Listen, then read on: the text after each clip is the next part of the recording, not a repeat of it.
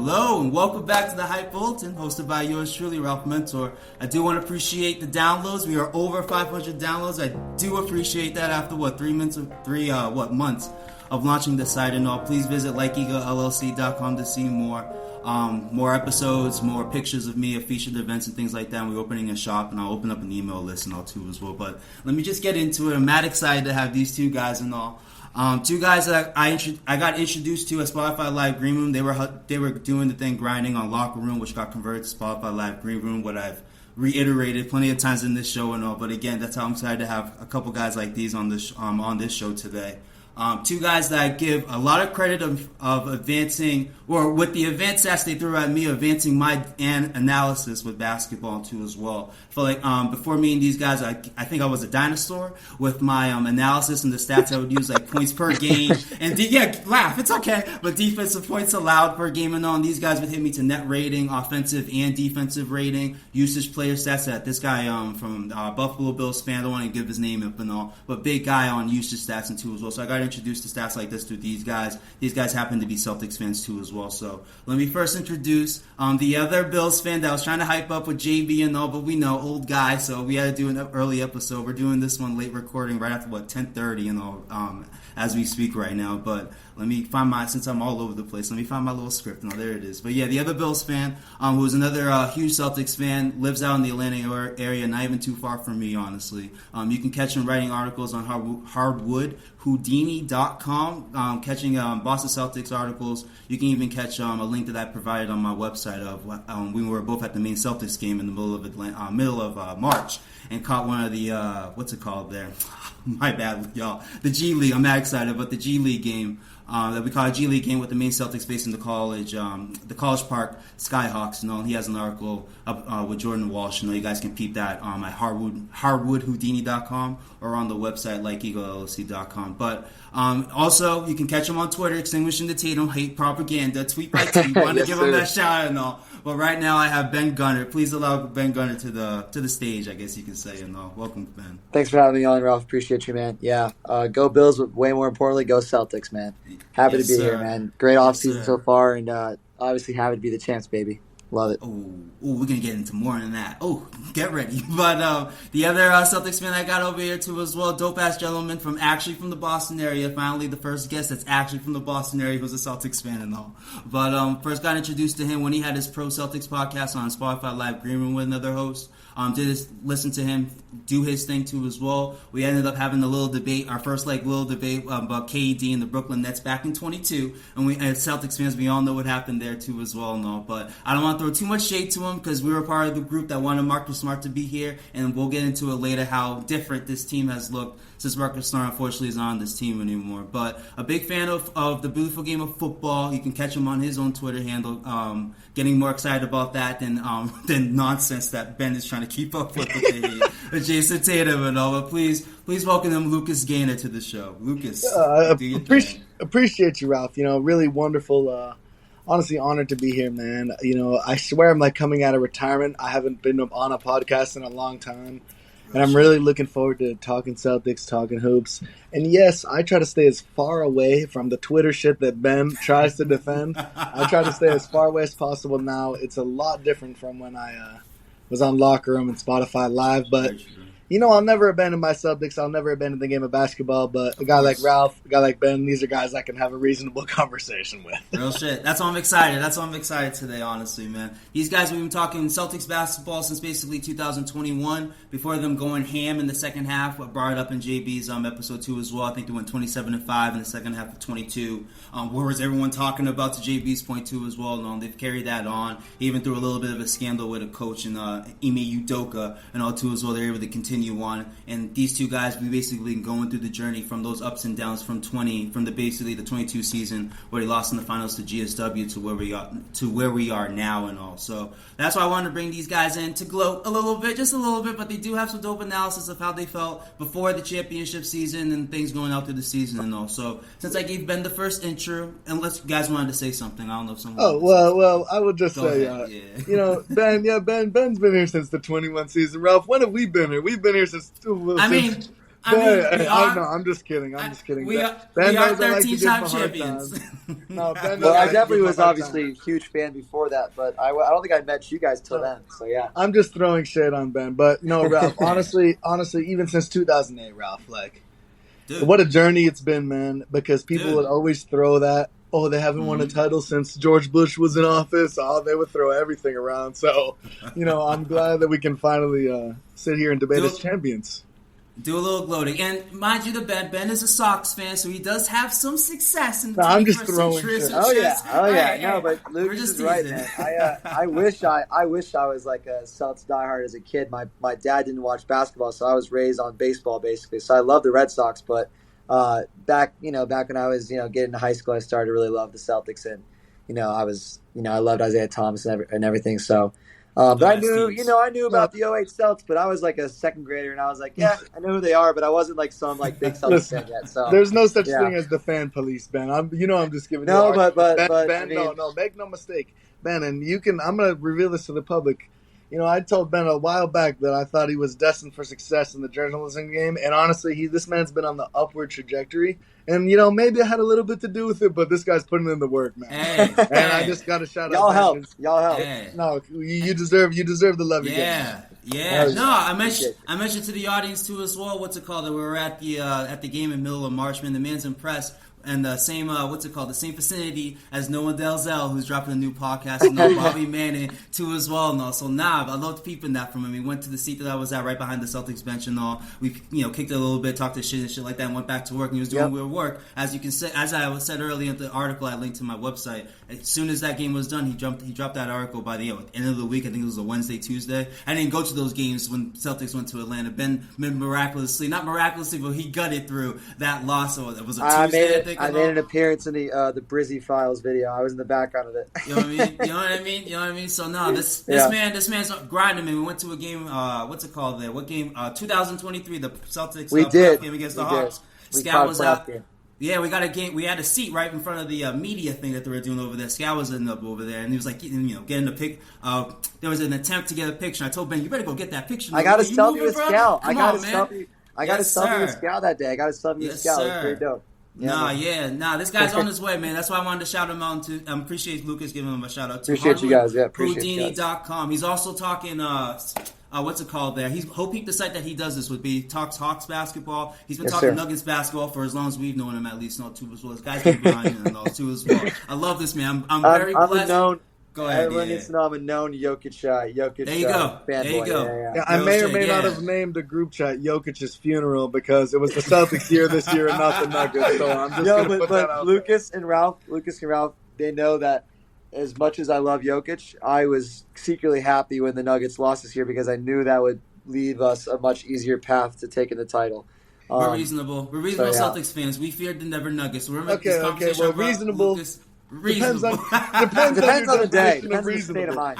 No, but bottom line is, I think the thing that always connected us three was our passion for the Celtics. Bottom line of when we started rooting. That is definitely what kicked us off, having such good conversations back on Spotify Green Room. R.I.P., dude. Some great conversations. The KD debate, I'm going to concede that right now. One-dimensional score. I'll concede that right now, Ralph. You got me. I thought that for a while too. Is that the famous fight, the famous feud? Is that what? That's Go ahead. Just to give some context, it was before the Celtics swept the Nets. So, we were basically just debating that Kevin Durant could add a little bit more to the game.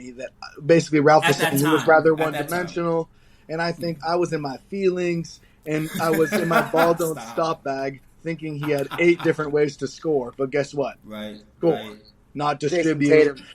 He wasn't defending him, right, Ben? No, we're going to get into Tatum. We need to get into Tatum because as much as I stay away from the terrible discourse, I still have things to get off my chest. So I'm looking forward. That's what we're doing this for. This is what we're here for and all too as well. But with that lead up and all too as well, now you see you guys understand how dope and how passionate these guys are into the Celtics and all day in, day out. I do want to ask them how do you, and I kind of know, but I want, again, this is for the audience. I really wanted to show these guys out and all. How did you guys feel going into this season? Big trade. in the middle of the offseason, a couple weeks right after offseason, the way Caruso got traded to OKC with Chicago. Porzingis was coming in as soon as after we lost in the Eastern Conference Finals for a diehard guy we all rode for, and Marcus Smart, honestly. And then 3 days before training camp, we trade for Jrue Holiday, Olympian, as we can see right now, and all too as well, but a former champion, gives you the same intangibles that Marcus Smart gave you and all. And you were here, we knew some guys.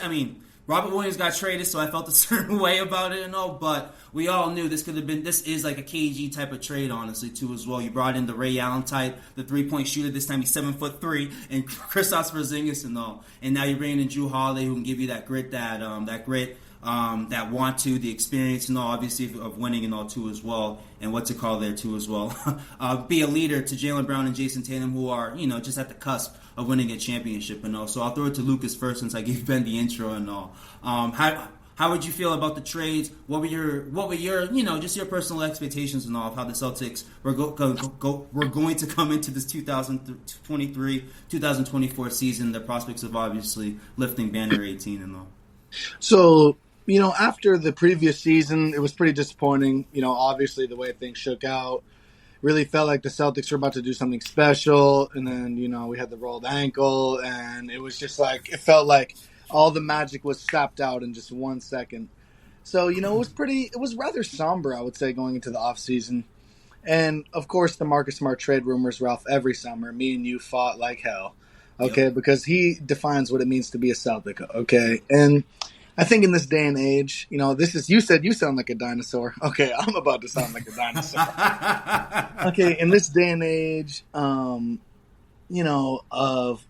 just play superstars, building your teams like that, I would say people got away from things like, I hate to say it, Celtic basketball. Playing for the team, that's what this team has always been about since way back in the 60s. That's what won the Celtics the championship in 2008. And, having faith in Isaiah Thomas, even in 2016-17, having faith in your guys, once again, led to our success. So Smart embodies that. And we never wanted to see him go. But in this instance, Ralph, after about 48 hours after the trade, I was like, oh, that's a no-brainer. Yeah. That's a no-brainer. Mind you, to interrupt real quick, when they traded Malcolm Brogdon first, I was kind of disappointed. A guy who was leading the league in three-point percentage and all, he kind of helped your offense build up and all. And then to your point, at least, and all, like 48 hours, trade didn't work out. Marcus Smart got traded and stuff like that.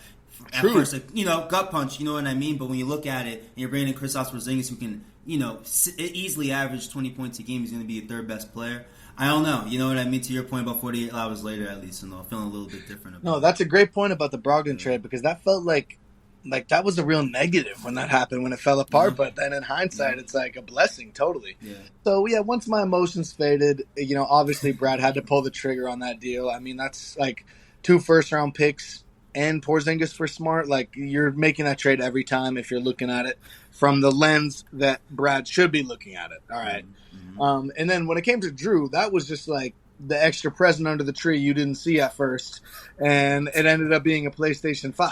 You know what I mean? And, good boy. That was just glorious coming from the Bucks. It sounded like they scrapped him. Oh, for the new Dame Lillard, we're going to get scoring now. Jrue couldn't do that. He always shot poorly. Well, bottom line is, it's a team game. Jrue, he made shots when he needed to, but anybody here is going to tell you his intangibles are what made the difference. The steals, the just moving the ball, all things like that. Setting screens even for a guard, rebounding, things of that nature. So, Jrue was really just the glue, I think, that stuck it all together. But the Smart one definitely took a couple days to process. I believe it. Robert Williams hurt me, bro. It hurt me a little bit and all. But yeah, since you talked about the offseason, real quick, how'd you feel going into the season? What were your expectations? Did you think they could win 60-plus games? What's it called there? Like, again, with JB brought it up, like Jrue Holiday and Derek White and Jrue Holiday. I'm mad over it. It's how excited I am. It's late, bro. It's okay. It's late. Exactly. Excuse me a little bit. But, again, to JB's point, Jrue Holiday and Derek White White could be the best defensive backcourt in the NBA. It could be like in the all-time conversation. And again, it kind of like came into fruition with his perspective and all. So how did you feel going into the season? Did you into you? And I know you did your podcast and all. You want to lay off like how expectations and all. So I will grant you that you just wanted to see how the ball was rolling first, and I do grant you that. But again, I wanted to see how are you feeling expectation-wise about the C's going into the season after these big moves and all. Well, I appreciate you mentioning that, because I did, podcasting was really taking away my joy of the game, like podcasting every single, 4 or 5 times a week. Sometimes I just wanted to sit back and, watch my team play some basketball. However, as far as expectations, Ralph, I went through the schedule. I made my picks every single game, and I ended on 65-17. There you go. So I was definitely confident, and championship or bust was my mentality for the first time in this sort of era. Okay, I thought it was kind of bogus how people said that, but once you made those moves, you pulled the strings you moved Smart in the picks, you moved Robert Williams, you moved Brogdon, okay? You cashed in those assets. Now it's time to win, or you're going to have to do something drastic. Now, thankfully, we won. So that drastic thing was increasing the payroll to about $1 billion. Wick, we're trying to sell. Wick's trying to sell right now. At least the family, So it's not crazy. It worked out like that, honestly. But amazing stuff. Let's switch it over to Ben, man. How'd you feel going into the season? Obviously, we just reiterated the big moves, obviously with Kristaps and Drew. But how are your expectations? This is a stat guy right here too, as well. So I want, if he has any type of stats, how he was feeling, please throw him in. But yeah, Ben, how are you feeling? How are your expectations? What did you expect? What did you want to see? You know what I mean? How'd you feel? Yeah, well, obviously, it's like Lucas said. There was kind of a sour feeling after the prior season, obviously with the rolled ankle in Game 7 for Tatum and just the disappointment. But I think, in a way, it was a blessing in disguise because the Miami Heat made no moves in the offseason. Seriously, man, talk about a team that just thinks they can just stay pat every year no matter how they play. Prior season, I understand it, but anyways, in terms of the Celtics, please dig at other teams. It's okay. We won't asleep at the wheel, Pat Riley. Early. We'll talk Celtics first. I'm a positivity guy. I won't get on the Heat quite yet, but I think I predicted 16-22. I don't think I predicted 65, and obviously Lucas was closer than I was, and they had what an amazing season, obviously. But I predicted it. I predicted a championship. I was with Lucas. I was the championship or bust guy. Truly for the first time. And it's funny because the thing that's annoying is that a lot of people act like it was championship or bust for most of the Tatum era. And personally, me, I never felt that way. Obviously, I felt like we had a good shot at a chip some of those years.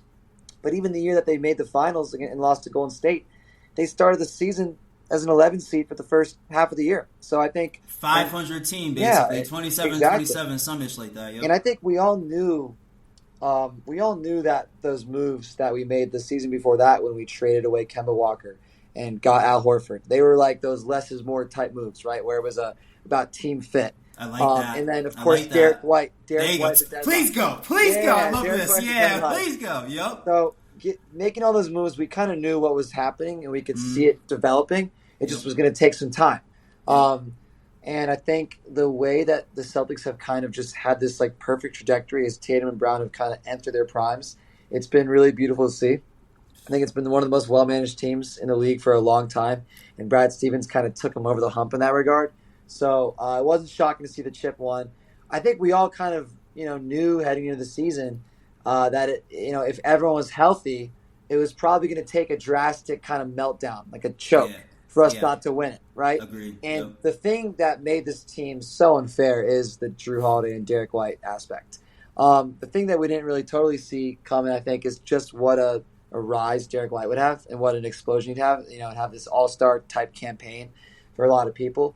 But, I wasn't as sad about Rob as you were.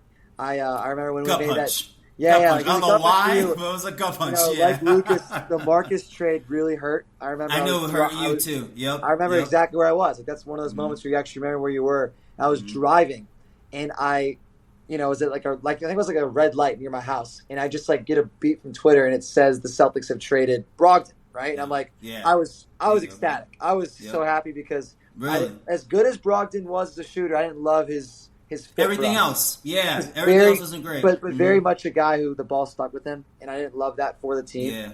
So for me, that was a great trade. Once it got redacted and they said it was Smart, I like screamed. I think I just freaked out. I was like, no way. Like I was like, holy crap. But me and Lucas have talked about this since. I think we all talked about it. We talked about the fact that it felt like Brad was going to trade Marcus no matter what. And then reports came out later, and this wasn't shocking. This is something that we, I think, already kind of theorized before, that Brad was probably going to go for Tyus Jones in the trade with Smart instead of trading Smart for Porzingis. So I think the original plan was Porzingis for Brogdon and then Smart for Jones and picks. But it ended up being even better because we had the ammo to get Holiday. Yeah, there we go. So it worked out perfect.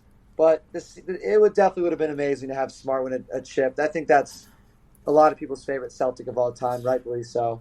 Yeah. But I had high expectations heading into the season. It was great to see them met. And I think the biggest thing that people don't really talk about as much, but we all know it as Celtics fans, is the biggest thing is just the growth of our best players in terms of not turning the ball over as a team. Yeah. And Drew Holiday helps with that a lot. So, and Derek White. So you just have a team that takes care of the ball. That was their biggest problem for years, and they fixed that. And they added, Porzingis and still got Al Horford, maybe my favorite Celtic of all time, just fountain of youth. So yeah, it's an amazing team to watch, and I got more thoughts on this offseason, but I can pop it back over to you for now. Yeah, but there's another point. I'm sleeping on it, but let me just jump to the Derek White point for the rise at least. No, he wasn't even the top 100, ESPN NBA player apparently crazy going into stuff. the offseason, which is crazy stuff. Honestly, brought up in the last show too as well. No, but just what's it called there? And then another point too, Jason and Jalen. Like the one thing that I think we've talked about at least, and I would love these guys to average or be around like 6 assists and 2 as well. And to your point, and to you guys' point early into the season, you and JB at least, to hit the stretch that he was on from December, I think it was like late November to like early January, where he had these 6, 7, assists and all, and this whole Evolve term was coming up and all too as well. But it was a rise that I think that Kristaps Porzingis and Drew Holiday opened up a little bit. Because as much as we liked Marcus Smart and Grant Williams and all, we trusted them to take their 3-point shots, they weren't efficient. When you have guys like Porzingis playing, you got Drew Holiday at the corner hitting these threes too as well. I just felt like it opened up the offense for two of those guys, Tatum and Brown essentially, honestly, where they were forced to give up the basketball, honestly, instead of the over-dribbling that they would essentially do throughout too as well. I don't know if you had something for that, Ben. Well, no, I was gonna agree with you there. It's like we had the perfect roster to play through these guys and not just rely on their shot making. You know what I mean? Play through them just in terms of letting them make plays for others, right? Jaylen Brown, to me, just became a better passer this season, just kind of, more like, I don't know, just more controlled with his handle, like all these stupid handle jokes in the offseason. Yeah. And he just really took that to heart. Precious today. Yeah. I mean, today's season. Yeah. To me, it was never even a thing where he had a crazy bad handle. I think that was totally overblown, and that's just how NBA fans are and NBA Twitter. So it was great to see him have a bounce-back season. In my opinion, his best season ever, just in terms of the impact he had on the court. His defense came back because he had been such a great on-ball defender his whole career, but his off-ball defense, to me, took a step up this season. So those little things that you see from all these guys. And I mean, I don't know. This is kind of random, but I know Lucas is a TV show guy. I meant to ask Lucas, have you seen Ted Lasso, Lucas, or no? Oh, come on, lad. Okay. This man looks Lucas, like Ted Lasso I to am me. currently number one thing I gotta say. First of all, as your friend, I cannot believe you never recommended that show to me. It is like, it's glorious, isn't it? I am in the middle of it right now. I'm on season 3, so listen, I have Ted 5 Lasso episodes is left. one of those things. When you hear about it, you're like, all right, is it really that good? And then you watch it, and then it makes you feel better about life. Maybe my favorite show ever. Have you seen it too, Ralph? No. Okay, it's incredible. You need to watch it, but I just want to use an example. And I thought of it. I was watching an episode last night. I'm in the middle of season 3 right now. So I'm on season 3, episode 8. So I have the last 5 episodes left to go. I hear it's going to be incredible. So I no spoilers, obviously, but there's a scene in this episode I just watched last night where one of the main guys, Jamie Tart, he realizes they need to play through him and not to him. And I literally was watching that scene because they don't, in football, in soccer, right? Sorry, Lucas, football. Yes, so in football, you don't want to have a guy, at least in this show, they talk about not wanting the best player to just get all the shots on goal. You want to, move the ball more. And he realizes that he needs to be in the center of the offense instead of like up front. So to me, Jason Tatum became that for the Celtics in a way. It's kind of like a cool parallel. I was watching, I was literally like, oh my God, this is like literally like Jason Tatum. And I sound like the biggest Jason Tatum fanboy ever right now, and it's okay. You think I'm you might be. Well, you might be. Okay. But I am. No, but there's validity to what you're saying, and I think you can tie it back in with like even Jaylen Brown. Yes. All the jokes about the handles, this is why NBA Twitter infuriates me, because people now want to get their jokes off over actually understanding the game of basketball. Okay, yes, Jaylen was losing the ball a lot. He was losing the ball, live ball turnovers. Why is that? It's what you just said, Ben. We allowed them to not just have to make tough shots. Yep. There are players that were dangerous off the catch, shooting, attacking closeouts. There was spacing now, 5 guys who can knock down threes. So when the space opened up for Jaylen Brown, guess what? When Bam and Jimmy Butler aren't double-teaming him, he's not losing the ball. What a shocker. Like, you know what I'm saying? It's very simple. And people like to complicate it. But I agree with Jason especially, because Jason just started to let the game come to him. Of course, we got the occasional, what some people would say was a bad shot. The step back. Okay, yeah. But guess what? For me, he's not, obviously the 3-pointers, I think that's something worth talking about, compared to what it previously maybe once was. But for me, Jason makes enough of those tough shots in the big moments for me to not give a fuck. Excuse my language. Lucas is but for funny, when man. He takes the shot, I'm okay with it because I know what he's capable of. In Jaylen Brown, how many times did he take a pull-up shot? Okay, a pull-up mid-range with a guy within 2 feet of him, and he just knocked it down, nothing but net. I saw that so many times. At a certain point, you can't say, keep moving it. No, sometimes they do have to take specialty, bro. That's his specialty. But when you get him in those one-on-ones, he's going downhill, you can't guard him. Jaylen Brown, man, I wouldn't even say he's evolved. I would just say he leveled up slightly.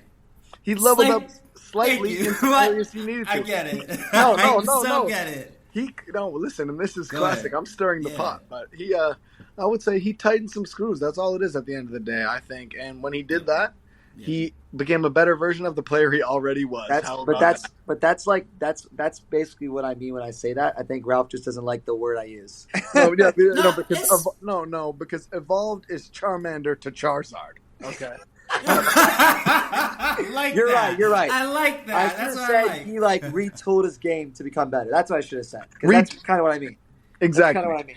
Yeah. That's my thing, because what we saw, at least in that stretch from late November to early January, we've seen before, we just didn't see it at a consistent rate, at least, too, which is fair, to at least the evolving point, at least now, you know what I mean? Or at least the evolving point, he evolved to a new, to the Charizard point, or at least to the Pokemon point. He had a new, to Ben's point, a new weapon, or at least a new attack, at least, when he leveled up, when he's already leveled up, and then learn that new attack, at least, what is it, like Dragon Range or some shit. If people can keep up to this anime talk, at least, but in my defense, too, go ahead. Yep. Sorry to cut you off, really. I just want to say, go ahead. In my defense, I've always believed Brown could continue the ascension. Yeah. I was just genuinely analyzing what I saw from that Miami series the same way we analyzed what we saw from Tatum, because 2022 in the finals, Tatum couldn't handle a double team.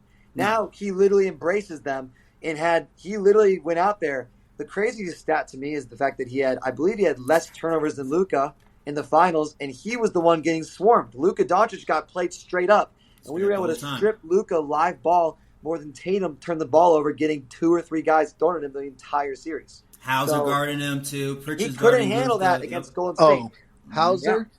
Oh, come on. That's one of my biggest victory laps. 3 and D. The off-season talk, we're going to be talking a lot. We're going to talk about that because we all know what the ultimate winners are in the NBA. What a great contract, too. $11 million a year. In this market, that's a great contract. All right, absolutely. Let's go a little postseason, because I know you guys are more than allowed when we get to NBA free agency to talk about the Celtics still, because they really are the ultimate winners. We already said this before in previous recordings and all. But let's go into the postseason. After this team went 64-18, to your guys' predictions, at least, they went 64-18. I think they double-lapped the Eastern Conference first with a 13-game lead and all. With 6 games on the best teams on the West too as well. Lapped them too as well. And all Jesse Owens type shit. You know what I mean? Just flying around and all, just getting themselves ready for the postseason. In the spirit of the Olympics. It is the Olympics. I just watched Race last night and all too. That was a dope ass movie and all too as well about Jesse Owens and all. So that's why the shout out came up. But that's basically what they did. And Sha'Carri Richardson, she just did her thing earlier today too as well. No, so a little shout out there. But that's what the C's basically did and all. They basically just lapped the field and all. They ended up being top 5 all time in net rating. Teams including the 96, 97 Bulls, the 2017 Warriors, the 2008 Celtics and all. That's what this team ended up doing. Also, again, to the expectations I asked Lucas and Ben about going into the with the regular season, with a little bit of, to your guys' point, the sorrow and the hurt of how things ended in 23 at least and all. Now our expectations are obviously a little bit higher. Lap the field. Jason Tatum should have been the MVP consideration, best player on the best team, but of course they're, to you guys' point earlier, they're dogging him for past failures, when I'm seeing more success than failures, honestly. 5 out of 7 seasons I'm in the Eastern Conference Finals, but there's no credit for that, at least too as well. On the rookie, I'm dunking on LeBron James. But again, I'm rambling right now too, so let's get back into it. That's how I can't wait to listen to these guys at least. But let's go to Ben first at least. How are you feeling after, the C's did their thing? Derek White, I ain't top 100. Well, guess what? Top 50, and we can talk about the Olympics later on too as well. His rise. Brandon Drew and Kristaps Porzingis. Kristaps only played 57 games, but the C's went 21-4 without him too as well. Still had a 120 offensive rating and all. I wasn't sure where the defense is numbers-wise, but it wasn't too far off with or without him and all too as well. So with the C's showing off that dominance, how are you feeling going in against Miami, the dreaded Heat culture and all too as well? Cleveland Cavaliers, even with their injuries, with Jared Allen now and then Donovan Mitchell being out in the middle of the series and all. And then facing Indiana, who I thought was the toughest opponent, obviously, even though it ended up being the sweep. But it ended up being the toughest opponent, in my opinion, with the Boston Celtics in the Eastern Conference Finals. And you can argue they could have won every game. They had the lead. They had the lead in the last 2 games of that series too as well. So before we dive into the finals, at least because that's the ultimate glory that I can't wait to get into and all. We got 30 minutes in and all. But how are we going into the postseason? How are you feeling about the season, though? Like I just mentioned, all too as well. After basically a historic season, how are your expectations facing Miami, Cleveland, Indiana, basically? I was loving. Don't tell me I already hit technical difficulties. Am I hearing Ben right now? I think it's Ben. Right, can you hear me? Right. I can hear you, Lucas. I can hear you as well. Looks like Ben's having some connection issues. I think Ben probably hit the mute button by accident. Is that what's going on right now? I can see the mute icon. I can see it. Well, yeah, I see it too. I can pick it up. There you go. Take it over. I love this. I love this. No, I can pick it up. So, honestly, I think, Ralph, you're mentioning them as one of with up there top 5. The Warriors, all those great teams. Net rating, ladies and gentlemen. Exactly, right? So I think the reason why the Celtics will never get looked at by most people in that light, this team, is because of how easy they made it look. From the regular season to the playoffs, until the Warriors had won, it wasn't a foregone conclusion they were going to win, right? You know what I'm saying? Even the Celtics here in 2008, okay? The Lakers, I can't hear you now. Can you hear me? You can hear me. Now I can. Yeah, you're good. I'm mouthing. I think I muted then. I think it was my fault, actually. That's what I just figured out, honestly. But keep going. I'll keep doing your show. I'll figure out the technical stuff. My point is that I think the Celtics, everybody expected them to win. They did win because of maybe a couple of injuries and some favorable matchups. They cruised for the most part, And I think man. Exactly. How easy they made it look is probably why people don't give them that credit, if I had to say. But how I was feeling personally, I wanted to get my lick back against the Miami Heat, obviously, and we did that. No Jimmy Butler, you can talk, but guess what? Availability is the best ability, and sometimes people aren't available. And listen, sometimes people aren't available when it matters. It just is. It is what it is. That's part of basketball. You can make all the excuses you want. Number 2, the Cavs. I couldn't have been less worried. Yeah, I had a little bit of stage fright, I would say, the night before the series. Okay. I was feeling good up until the night before. Then I was like, am I being too confident? And then no, I was being confident. I was being the right amount confident. Okay. And then I would say when it came to the Pacers, okay, people just don't watch the Indiana Pacers because they don't have any superstars. They're not a giant market. Okay. You know what their offensive rating was this year during the regular season? Insane. 120. Right, Second best ever season. second best ever, I believe, behind the Celtics last year. Yep. Exactly. Yep, precisely. Yep. So they had an amazing offense, and it wasn't a fluke how they got there. Yes, they might have had some injury luck with Brunson, but listen, once again, that's part of basketball. I don't know when that started becoming a valid excuse. You know what I'm saying? It's always been a part of basketball, been a part of sports. It always will be. And, thankfully this year broke the Celtics' way a little bit. But no, Ralph, I was feeling good. I can't believe the Pacers series was a sweep. I mean, when you really look back on it, 2 of those games should have been Pacer wins. But the commitment to winning, I think that really stuck it out. That steal at the end of the game or play at the end of the game that forced a turnover, Jalen hitting that massive shot. For me, as far as individual moments of the playoffs, not counting the final buzzer in the finals, okay, the Jaylen Brown three-pointer, for me, that's probably my favorite individual moment because it was looking like the first time they were going to hit a step and stumble.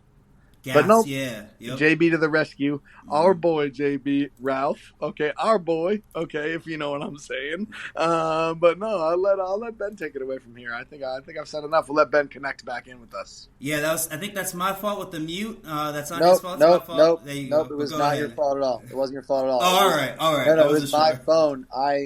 I'm part of the generation that uses their phone too much, so I have downtime on my phone starting at 11 p.m. every night. So all my apps close. So that's what it was saying. The app closed for me because I try to limit my screen time because I know I don't want to be like half the people that are my age who are addicted to their phones. Right. So that's which is tough because for my job I got to use Twitter, but whatever. So I try to mostly use my screen time just for Twitter. But anyways. This is raw as fudge, so y'all just do your thing and all. No, it's okay. No, hey, listen, Ben, we need somebody on Twitter fighting the trolls. So fight my brother. It's funny. We'll get to that, but it's funny. You guys talk about the trolls. Let's talk about the fact that there are real analysts for places like the Ringer that literally don't watch Celtics basketball then try to talk about it. But anyways, Kevin O'Connor. I got an audio. Don't get me started on KOC, Ralph. Please. I got an audio clip for later, and it was absurd, man. It was a joke. I'll show you later. Let's not give the Ringer any more clout than they deserve. That's fair. But if anyone, that's fair. If anyone listens to it that thinks they know what they're talking about, though, then that's shocking. But anyways, I'll voice. Yeah, I don't know if you heard me. No, I heard you. How are you feeling? Cool. I heard everything. I'll voice what Lucas said. Everything he said, I pretty much agree with in terms of the confidence heading to the series. I didn't expect Indy to be a sweep. I did expect us to beat Cleveland in 5, and it was nice to see us do that, take care of business. My favorite part of this run is the fact that there were still so many people freaking out after each loss, and we lost 3 games. Obviously, people didn't freak out as much after the loss in the Mavs series because we were on at 3-0. But especially because the fluky type manner, we lost by so much. It was kind of a flat game. But people were freaking after the Miami Heat game. People were freaking about the Cavs game. I don't want to get too much into specifics about one game, but the Miami Heat game was funny to me because I felt so much different about that loss than I felt about any other Miami Heat loss in the last 2 times we played them. Because this time we lost to a hot shooting night. It wasn't some zone defense. Yeah. So when you watch that game 2, where Jaime Jaquez and I made a joke to our good friend JB. I told him, I said, or to all you guys, I said, there will be one game where, the Heat hit 22 threes and Jovic and Jaquez combined for 1 million, and that's what happened. But it wasn't some game where we turned the ball over a lot. We looked rattled. We didn't look rattled. We just lost a fluke shooting game. It just happens in the playoffs. This is NBA talent you're playing, right? And by the way, they move the ball well without Butler because they don't have a no one's sticking it. They don't have a heliocentric guy. I'm not saying he's a heliocentric player, but you know what I mean. Still, he runs their offense to F ways. Yeah, no. Yeah. So anyways, I thought we beat the Heat pretty easily. Felt good about that. I definitely thought the Mavs series would be a little bit tougher. Thought it would be probably 6 games. But, still, at the end of the day, the Celtics pretty much did exactly what I thought they would do throughout the playoffs. And it was very satisfying to see because a lot of times they'd let series extend in the past. By the way, one thing, too, we mentioned Tatum shooting. I know we'll get to that. But the funniest part about Tatum shooting is he's shot 40+% from 3 on catch and shoots every season, including last year, except maybe one season early in his career. But like this past season, he was a catch and shoot. He was a catch and shoot sniper. He was just taking a lot of those pull up threes. That's his problem. But we'll get to that later. But yeah, I expect. Get into it. We can get into it. We can talk about Jason and all before we get into the finals and all too as well. Like how you guys were feeling throughout the series. Now I know the shooting numbers weren't all static and all throughout the postseason going to the finals. So we got his criticism all too as well. I thought he played well. I get, like, we don't want to talk about Jason Tatum, like, oh, he played great defense. Oh, he was passing the ball. Like, we want to talk about him, hitting, like, basically going, 15 from 20 from the field, scoring 40 points and all that, which I get, hit a bunch of three-pointers, hit some big threes and all, but I feel like he played mad consistent compared to, the past and all. If he wasn't scoring, Jason Tatum was null and void, in my opinion, honestly, too, as well, which annoyed me, honestly. And you guys know when I was at Game 6 in Philly, when he wasn't doing anything with the score part, and we're basically, like, teetering with our season, and I'm like, are we got the trade Tatum right now? Like, I'd be on the teetering, too, as well, honestly. But okay, I wasn't there. I wasn't at trade Tatum. Oh, no, just from my emotions, at least. So until he exploded and had that 16 points in the fourth quarter, and obviously my emotions changed and all, but, but why I brought that up, at least, when Tatum wasn't scoring or at least having those big games, the 46-point game against the Bucks, the 50-point game against the Sixers and all in that same season, after, that same postseason, I should say, honestly. He didn't show out. He didn't give you big passing games. Like, he could rebound. Yeah. He didn't show you those big rebounding games in the playoffs, at least 8 to 10 rebounds consistently, at least and all. I feel like he showed that out a lot more, and I feel like that facilitated them playing so well. The team did not have Kristaps Porzingis. Somebody had to be consistent in a way, honestly. And I thought, even though Jaylen Brown exploded, had a 40-point game, obviously, in Game 2 against Indiana and all. And I'm pretty sure this is way back, and now it's a month away from winning the championship, 2 months from these games against Cleveland and Indiana and obviously Miami. But obviously Jaylen Brown exploded. But I feel like Jason Tatum was just not consistent running the offense and all. When I remember the first half of the first game of the finals, the way the ball was swinging, that was all because of Jason Tatum, basically. He doesn't get any type of credit for it. But if it was Luka doing it, you see how LeBron's doing the Olympics and all, they're dazzled by it. And I felt like at times Jason Tatum was showing you that too as well. Drew Holiday had a big game, 26 points. And in back-to-back games against Miami, Derek White had 30-point games and all too as well. I feel like that's a big attribution to Jason Tatum and just moving the ball around, playing offense basically too as well, not worrying about having his 7 to 10 dribbles in the possession and just jacking up a shot and all. So again, if you guys just wanted to reiterate what you guys felt about Jason Tatum and all, we're going to talk about his vindication in the finals and all. We'll break down the finals a little bit more. But again, if you guys want to reiterate about Jason Tatum and his supposed struggles in the playoffs on his way to the finals, how did you guys feel about how he was playing on his way to the finals versus the Mavericks, at least? And I'll give it to Ben first, since we had that little giddy up. No, you're good, man. No, I'll just say with Tatum, it's like you said, the attention he draws is really what it is. It's not just the way he moves the ball, but he just draws so much attention. It's kind of like the way teams would guard like earlier LeBron. They still guard LeBron, obviously, like he's a superstar because he is, but the way they would guard LeBron James, it's like if LeBron James had the kind of teammates Tatum had, you know what I mean? So like LeBron would always get these kickouts to these guys, draw so much attention, but they just weren't hitting the shots the way our amazing 5-out offensive kind of help can do. True. But yeah, Tatum, dude, it's like I said, in 2022 in the finals, he couldn't handle all the getting trapped and swarmed. No. He could handle it better in the 2023 playoffs, but as a team, we weren't really as good. Off of it. We weren't playing off of it as much. We didn't have guys like Drew Holiday always cutting. We didn't have guys like Derek White hitting 40+% from three and getting 38-point games in the first round. It's crazy. Yeah. But yeah, I thought Tatum. So just to reiterate what I said, I know I mentioned that he was a 40% catch and shoot three guy. I think he shot 42+%, but he shot 37.6% from three in the regular season, but he didn't shoot well from three in the playoffs, and we've seen it from the moment the playoffs kind of began until even through now into the Olympics. He's definitely been in a shooting slump, just from the looks of his jumper, obviously. He just hasn't been seeing him go down as often. Yeah. But it's like you said, the way he impacted the game in literally every other way, defending the 5, right?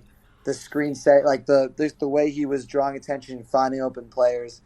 Still driving a lot and getting downhill. He averaged over 20 drives a game in the NBA Finals.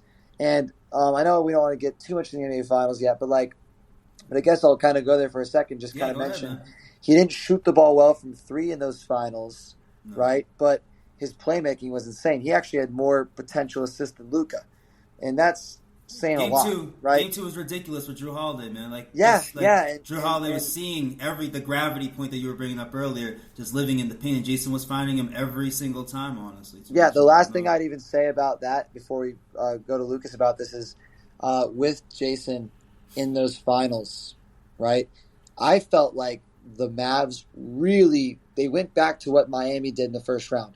You look at how Cleveland and Indiana guarded Tatum. They didn't guard him as heavily, like in terms of throwing traps and double teams. They tried to rely more on a little bit more one-on-one defense, and it didn't work out for them, right? Tatum had, I believe, his two highest scoring series of the playoffs in those series. He had 30, 10, and 6 in the Pacers series.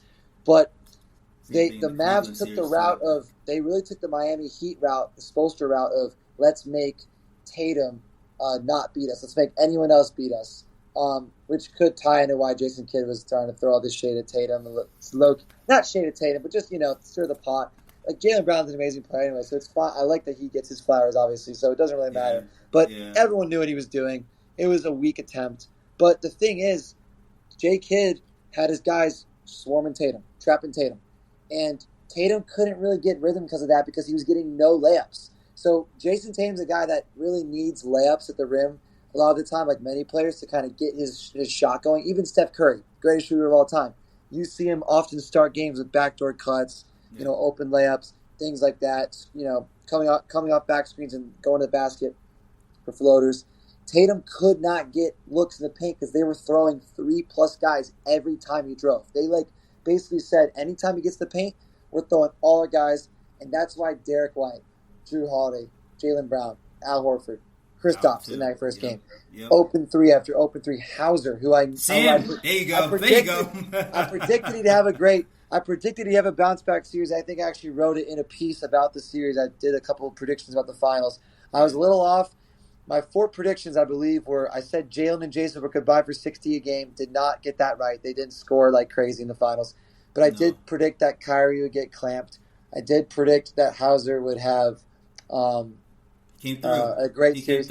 After struggling in Indiana. Indiana. My 4th prediction was some goofy prediction where I said Horford would get like 8 threes in a game. Like I was just being a Horford fanboy. But the bottom line took that though. Kristaps kind of took that though. Right. But the bottom line is Tatum couldn't get a rhythm with his because he only was able to shoot jumpers. Yeah. And he handled it fine. Like he closed the finals out with a 31, 8, and 11 game. Like, yeah. Anyways, I'm gonna stop rambling. I'm gonna let Lucas. Go ahead, bro. I want you guys to have this. Lucas, go ahead and you can lead it to the. If you have any finals points too as well, go ahead and bring them up too as well about Jason Tatum and all. But I mean, like I think now that the dust is settled, I don't know if this is what you meant earlier, Ralph, but it is frustrating that Jason didn't shoot well. It's kind of annoying. That he wasn't averaging 30 points a game and 10 on 45 and 40% only, so that everybody could shut up because people still find ways to get in the cracks. Okay, you know what? Basketball's a team game. People forget. He didn't shoot well, but guess what? He did literally everything else well. To tie it back to one-dimensional, guess what? He's not one-dimensional in the slightest, is he? No.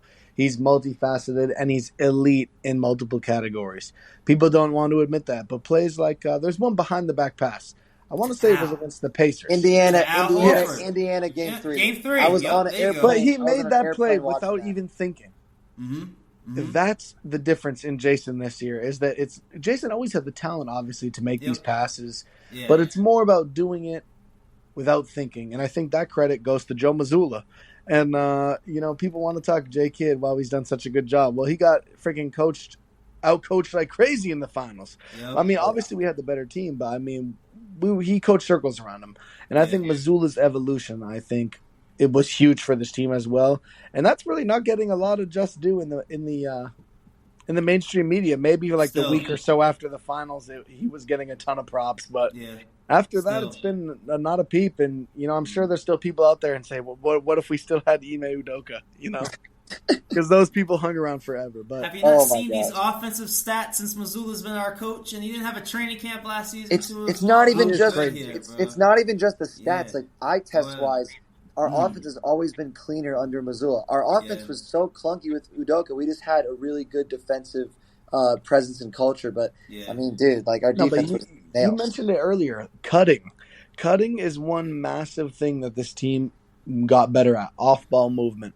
Like a guy like Drew is so sneaky, getting down to the dunker spot, getting those layups, those little weird reverse layups, those tough finishes inside. So good. Just so crafty, and I think having the calm presence of a guy like Drew Holiday, especially in a situation as big as the finals, a guy who'd been there and won before, mind you, as opposed to our beloved Marcus Smart, I think helped Jason and Jalen in a way that I was not prepared to admit.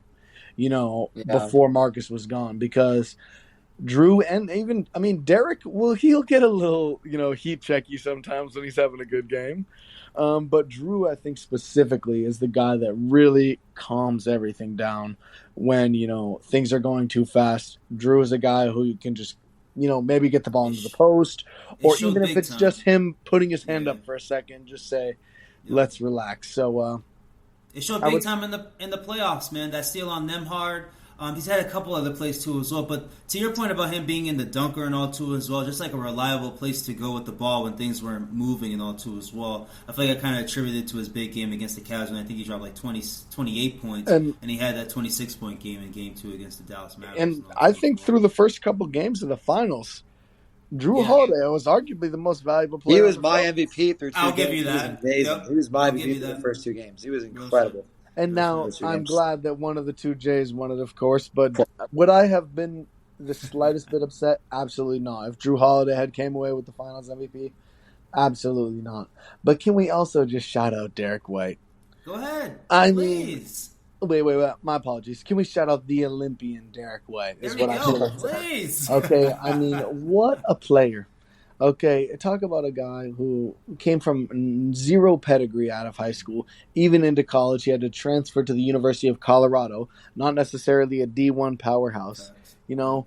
Has some big moments for the Spurs, but is totally slept on. There were Celtics journalists reporting that the Derek White trade was too risky and too dangerous because we gave up a 2028 pick swap. I don't want to interrupt Lucas real quick, but that's why I'm happy to know these guys when that Derek White trade happened and all, because when he had that 30-point game against the Nuggets in the playoffs way back when Patty Mills was his partner, basically, and all, exactly. I knew this guy was a player and all. And the fact that Brad traded 2 stiffs, basically, and Josh Richardson and Dennis Schroeder, I'm not sure if they trade together, there were separate trades, and Romeo Langford, too, as well, mind Langford, bro. And you're picking up Derek White and all, too, as well. He's going to be your bench guy and all, too, as well. And all you're asking him is just to play defense. If he shoots the ball well, fine. And he had his moments, obviously, in that first playoff run. And the guy, again, he was like in a Joe Mazzulla situation and all, just coming in, baby like Similac, whatever Stephen A. Smith's thing is too as well. Just what like Similac didn't know what was going on, just freestyling all too as well. Similarly, how we're seeing him with the Olympics right now. Look how he's looking against Serbia and all too as well. And all, looking like the best player on the court on the second team at least too as well. And all. So I appreciate the shout out for Derek White. I don't even know where I was going with that because that's how dope Derek White has been and all too as well. But now, I interrupted you. So go ahead and all if you can remember. No, but I just think Derek White embodies that what Joe Mazzulla wants as well from the team. Is that Derek White is a guy who, if he's open and he feels like he can make the shot, of course he's going to shoot it, no hesitation. But at the same time, he's going to move the ball every time without thinking. He's going to slide his feet defensively. He'll take a charge.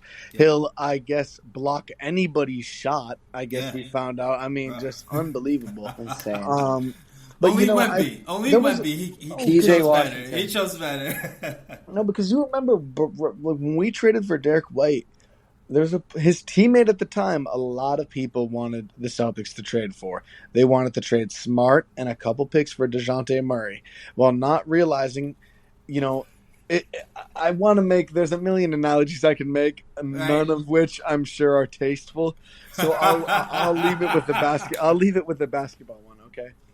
It was like when Ja and Zion were on the same AAU team, and Zion got 100 D1 offers, and Ja Morant went to Murray State.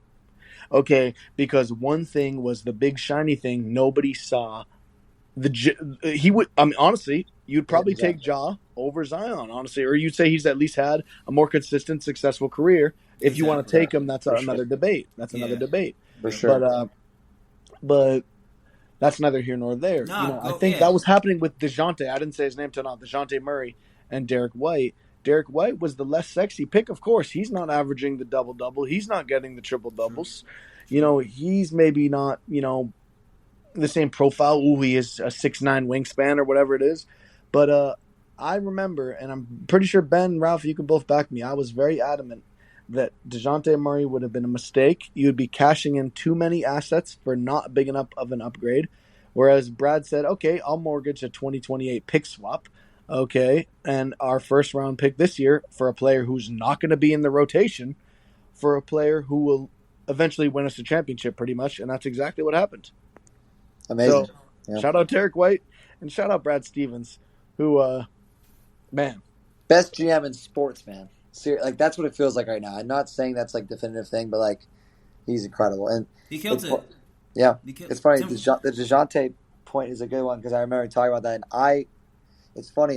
That's one of the guys I remember wanting a lot and knowing I was wrong not long after because the guy definitely, like, my opinion on him changed when he was at the Hawks. And I know part of that's because of the Hawks and their team defense isn't good, but like if you watched him in Atlanta these last few years, his individual defensive effort became a lot worse. And I didn't realize how much the ball stuck with him. I did not realize. I think Lucas watched more DeJounte than I did at the time, and he kind of knew that more than I did, that DeJounte really is that ball-dominant like guard that I wasn't aware that he was. And yeah, I mean, I think his play style would have been, it would have been like a Kemba Walker without the three-point shot. And to kind of bring it back even to the intro, when Ralph said, oh, I use counting stats, points per game, assists per game. I know you're saying it tongue-in-cheek, but at the same time, a lot of people were looking at those DeJounte 9-10 assists per game and thinking this is some guy that's going to connect your offense. When in reality, he's a great ball in his hands, pick and roll type of playmaker.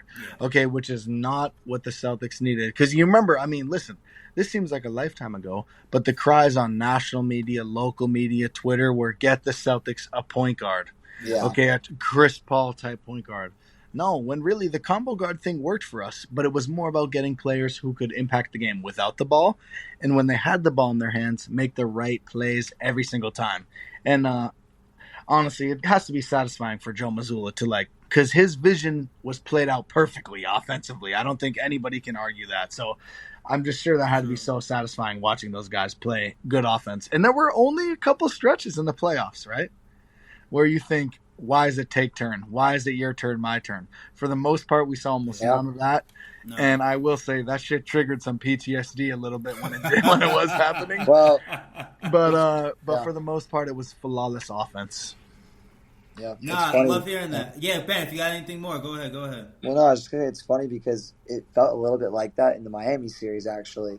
And our offense wasn't as good early in the playoffs, but our defense was stellar, so it didn't really matter. Yeah. I felt like the turning point, and it's funny. I want to go back to Drew really quick, and I want to talk about Derek more later as well. But Drew, for me, it was there was a turning point in the playoffs. It was that Cavs Game 3, and it was a turning point for two players, Drew and Tatum. Tatum hadn't had a game in he hadn't had a game in 2 months where he had taken more than 21 shots in a game. Before that, and it was him and Drew who exploded, but Drew stood out as a clear. Oh my God! When I was watching, I was like, man, I kind of want him to have the ball more than anyone not named Jalen and Jason, and that's no slight on Derek. But whenever that game took place against the Cavs, it was Game 3. Drew just looked in such control, and he looked like, okay, I'm finally going to turn the switch and be an all-star because. Before that, he had taken such a back seat for this team, and it had helped the team so much. It was the reason Derek White could become the guy he was, putting up 38 in a game against Miami. But Drew Holiday, once that game happened in Game 3, that was Tatum's first big game of the playoffs too. That was it. For me, that was where the turning point, because we started playing through Tatum a lot more throughout the playoffs. And again, I don't mean to him in terms of making him take all the shots and all the tough. No. You know what I mean? Just playing through him more often. And having Drew kind of be that consistent, okay, I'm going to get a bucket when I need to, right? Because he wasn't doing that before that. He was really a backseat, corner 3 glue guy. He became an all-star that last 2.5 series of the playoffs. He was playing like an all-star the whole time. 28 against Indiana, 26 against Dallas with 11 rebounds. 9 for 9 in the paint. Special You player. know what I mean? Just living Special in there. player. Yeah. No, that's why I'm happy you guys brought up the team and all, because that's what I was basically want to talk about the finals and all. Since Jaylen Brown will get his love too as well when we talk about how the finals ended at least and all. But it's like the other pieces of the team really just fit together, honestly, for this team. Kristaps Porzingis again being out, coming for game one and just torch the thing up. Quarter one of game one, honestly, similar to how Kevin Durant killed it for the team coming off an injury too as well. Just came in, just seeped right in, honestly, offensively and all. And I wanted to bring up Hauser too as well because he didn't play well in Indiana, and I was a little worried, if you can't give me nothing, why are we going to be playing this guy? Give me a little bit of O'Shea, honestly. But to you guys' point, bringing up Luka Doncic and all too as well, how we were defending him. Sam Hauser had a couple times that he had to defend Luka Doncic, and I believe he even forced a steal one time too as well, but kept him in front of him. Even though Luka, I'll give the excuse that Luka was dealing with some type of knee injury and some type of don't give it to him. It's true, whatever. He played the Olympics. There we go. Jason Tatum had a fractured wrist 2 years ago in the finals. There we go. We might hear it, but at least to Sam Hauser's point of stepping up, at least, the shot wasn't coming. Stepped up defensively, at least, to start the series, and obviously the shot came through too as well. Al Horford, huge again. We can bring him up too. Basically, the whole postseason, the team left him in an island by himself, and it kind of looked bad. Darius Garland took advantage certain times. Donovan Mitchell honestly did. I think even Tyrese Halliburton in the first 2 games before he got hurt, or I should say Nembhard actually, honestly, towards the end of the series against Indiana, took advantage of that spot. But Al Horford again stepped up against Luka. They kept the same defense. Even I was like, maybe you guys should change it up against Dallas a little bit. Nope. Joe Mazzulla, to Lucas's point about his, I'll give him evolution, honestly, with that word at least. But sticking with the game plan too as well.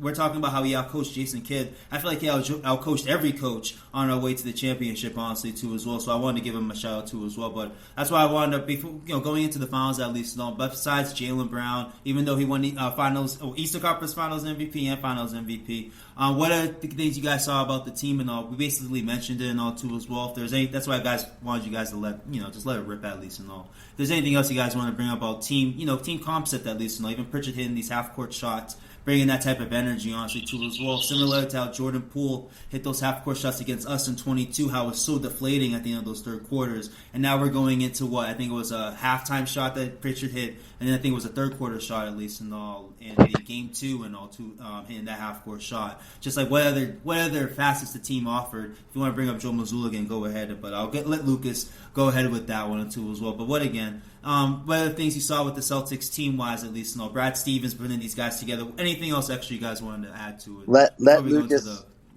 Lucas wax poetic about Sam Hauser. Honestly, I was gonna begin actually with Pritchard because what the hell? Yeah. What is that about? This guy hit that first buzzer beater, and he says, "This is what I do." And people are clowning him, not knowing that, no, this is really what he does. And he did it a few more times to boot. And honestly, those were electric moments as a fan. I feel Game like 5 was awesome, man. Cannot get any more exhilaration than Game 5 hitting that half-court shot at the halftime time. Just unbelievable. You couldn't beat it. So I think his value, his contract, great value for money.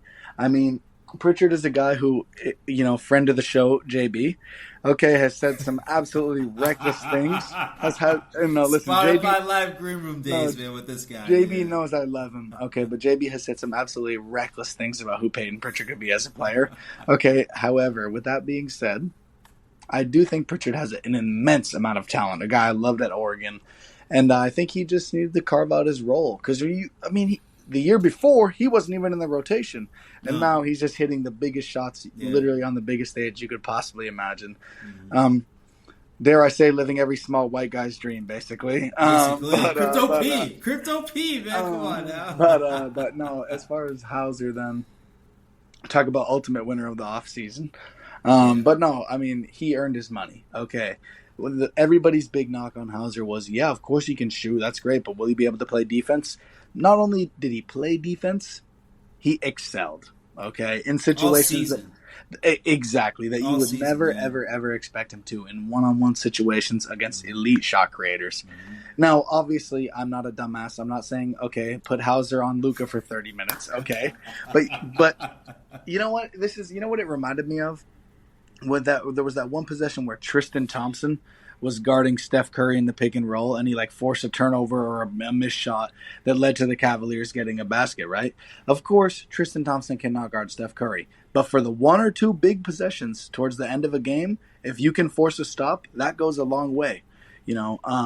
Basketball is a game of runs, and that can keep a run going or end a run at the end of the day. So Hauser came up huge. Yes, Ben, I was very early on Hauser. Okay, I will say it. Okay. The Hauser FC leader. I don't live to victory lap my takes. Okay. I really don't. Obviously, we all love a good victory lap. Okay. I'm not going to sit here and act like I'm better than anyone. Okay. Because I do love a victory lap. But I was ready for Hauser over Neesmith very early. Okay. Because at least I knew what I was getting from Hauser. Neesmith, every time he stepped on the court, this wasn't the environment he was going to be able to make mistakes in, realistically, Yeah. And I think allowed to as well, honestly. Exactly. And I think that sucked for for Neesmith, but I think Neesmith is a solid NBA player, but he was never going to find his niche here in Boston. Hauser, on the other hand, dude, you have one job. Don't get toasted on defense and make some threes. And he pretty much did that, got himself in the rotation, improved himself as a basketball player on both ends. And he got himself paid. So what can you say? And he didn't even shoot well in the finals. He did. He actually did. He did shoot well in the finals. But only the finals. Oh, okay. Maybe it's the playoffs. He shot 48. He shot like 48% in the finals, but that was it. That was it. Like he shot 48%. Okay, that's what I'm thinking then. Throughout the playoffs, else he shot horrible. He shot 7% from three in the Indy series. See, this is why. No, and this is why I need Ben here, because I don't have the stats to back up my facts anymore. Come on now. No, you're good. You're good. I just have my. He shot 47.8 on the dot in the finals. No, but. He was awesome, yeah. But the fact that he positively impacting the game without making threes 18 months ago, you never would have believed that. You never on earth would have believed that. So that's a credit to Hauser. Mm-hmm. And lastly, one last guy to shout out, X. Okay, he came in that game. There you go. Knocked down the three. Yeah. And that embodied the spirit of this team. Anybody will step up on any given night, even Xavier Tillman. Simple as that. Yeah. Ben, amazing. Well, amazing that you brought Xavier Tillman, because I love to talk about that. Really quickly, I just want to say with Hauser, one awesome thing is he only averaged points 5 more minutes in the finals than he did in the conference finals. So that's what I love about Missoula. He trusted Hauser even when he wasn't hitting his shots, because he was playing good defense. Hauser's always been a better defender than he's been marketed. That's been part of what Lucas has always said. And when you watch him, it's clear he's not a bad defender. He's never really been a bad defender. Never. And in the finals, it's so funny to see. And we've seen it throughout his career, really. He's only been in Boston, 2 full seasons, right? Two, maybe 2.5 with the G-League and stuff. But, dude, I mean, 22, the fact that, we've seen teams try to target him a lot. And there was a stat one year, it might have been a season ago, not this past season, but the season before, it was he had the best defensive rating, individual defensive rating, because teams would always hunt him when he was on the floor, and it wouldn't work, and because it would mess up the flow of the offense. Yeah, it's first half of last year, it was kind of like that. Yeah, no, dude, my bad. And that right there, what Ben just did, people, is the most important thing about statistics. This is a general point. You hear what Ben just did? No, he didn't have the best defensive rating because he's the best defender in the NBA. No. They targeted him. It didn't work. Therefore, points scored while he was on the court are less. You got to pair your eyes with the stats. Yep. Okay, I'm sorry. You gotta, say that. No, of course. Stats match the eye test if you use them the right way. We all know that. We all know ball. And the thing is, with that kind of stat in mind too, Joe Mazzulla also got to give credit to him, the way he surrounds guys like Hauser with great defenders. Even last season, that Jason Tatum, Drew Holiday bench lineup, insane lineup.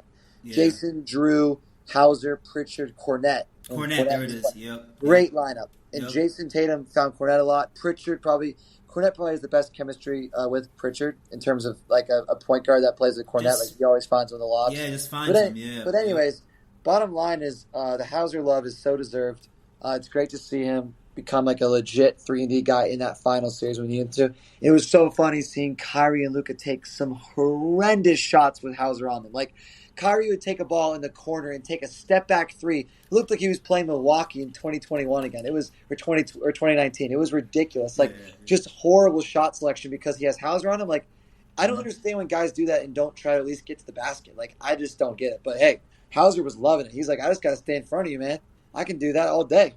Anyways, it's like Drew Holiday said. Even our white guys defend. He said it best. You know what I mean? It's kind of like when they used to target Smart in the post. Yeah. 3 straight years. Yeah. Until teams finally caught on. Okay, maybe this isn't the advantage. And they can't do that with Drew Holiday, speaking of which. My God. Oh. Anyways, so the other two guys I wanted to bring up. First of all, I want to talk about Derek White really quickly just because I wanted to bring up something we hadn't talked about, and I haven't heard a lot of people talk about it because it's been a couple of years since it happened.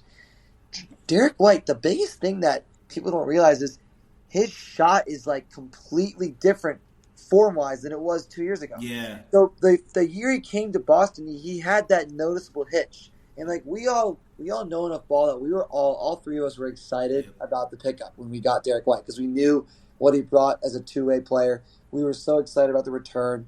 Just gave up Richardson and Langford, and Schroeder. I guess Schroeder was in the trade for Tice when we got Tice back, but that was the Tice trade where we got Tice back, and of course I was happy about that. But anyways, like with with Derek White, after that playoff run in 2022 when we made the finals and lost to Golden State, he had a few moments where he hit 3-pointers like that crazy game 1 against Golden State, but other than that, he was a pretty lackluster offensive player for us in terms of just like consistency as a shooter. Yeah. Scared to shoot half the time. He was scared to shoot. Sometimes, And we all noticed it. This is the kind of things that, and it ties to not only Derek, but also Joe Mazzulla as a coach. You guys both talked about this so far tonight about how he doesn't get a lot of respect from the media. A lot of these things, and with Tatum as well, there are a lot of things that these Celtics players have done and accomplished as individual players that don't get covered as positively because people root against the Celtics. So you like Tatum, I guarantee you have guys like Jason Tatum who superstars who might have a bad shooting series, but they contribute the way Tatum did, and you hear a lot more positive talk about a guy like Tatum if it wasn't Tatum, if he wasn't playing for Boston. If Tatum was on another team, you wouldn't see all this. To that, Ben, real quick to that point, look how Kyrie Irving was playing, and look how they were calling the best offensive backcourt in basketball. And just how Kyrie, that shit bothers me. Luka Doncic missed 14 straight 3-pointers in the finals, and all anyone could talk about the last week is that Tatum hasn't hit his jumpers, and he's taken 9 or 10 jumpers in the freaking shout out to Andrew Jones, but Luka Doncic couldn't hit a fourth quarter 3 to save his life all postseason also, but nobody was talking about that. And that's he gets stuck on, but he's winning him though. He hit the big shot against Rudy Gobert, you know what I mean? But they leave that alone with Jason Tatum to that point. And I don't want to get off on a crazy tangent. I'll tie it back to Derek, and what I'm saying is his shot form changing is something that most people should have been talking about as just noticing that, but no one really talked about it because he's an underrated player as it is. Yeah. He's on the Celtics, but his shot mechanics were totally different. There was no hitch, and the last 2 seasons you've seen it. He's been an elite shooter, and he's gotten better and better. And then the last guy I want to talk about was Xavier Tillman. Lucas mentioned him, and that ties. I don't really want to just focus on him. I want to focus on the fact that Brad Stevens, my favorite move of the offseason was him bringing back. I'm going to cheat here because I'm going to combine it with 3 offseason moves. My favorite move by far is him re-signing Queta, Tillman, and Cornette all to minimum deals. All of them. Okay. And the reason for that is this. 1, Tillman should not be on a minimum. That guy is worth more than a minimum. It's crazy his contract was before. I wasn't sure if that was a rookie contract. Nobody in the league should be able to go out in the NBA Finals and come in for Porzingis and block Luka Doncic twice in one game. He stuffed Luka Doncic. He glassed the guy twice in one game and hit a 3-pointer in a finals game, in the NBA Finals with everyone watching. And he stays on a minimum deal. And that's a testament to Brad Stevens, Joe Mazzulla, the culture that this team's built. It's incredible to see. And because that's less money than he would have got, I think, at other teams. I really do believe that. I think he took he's stuck with Boston.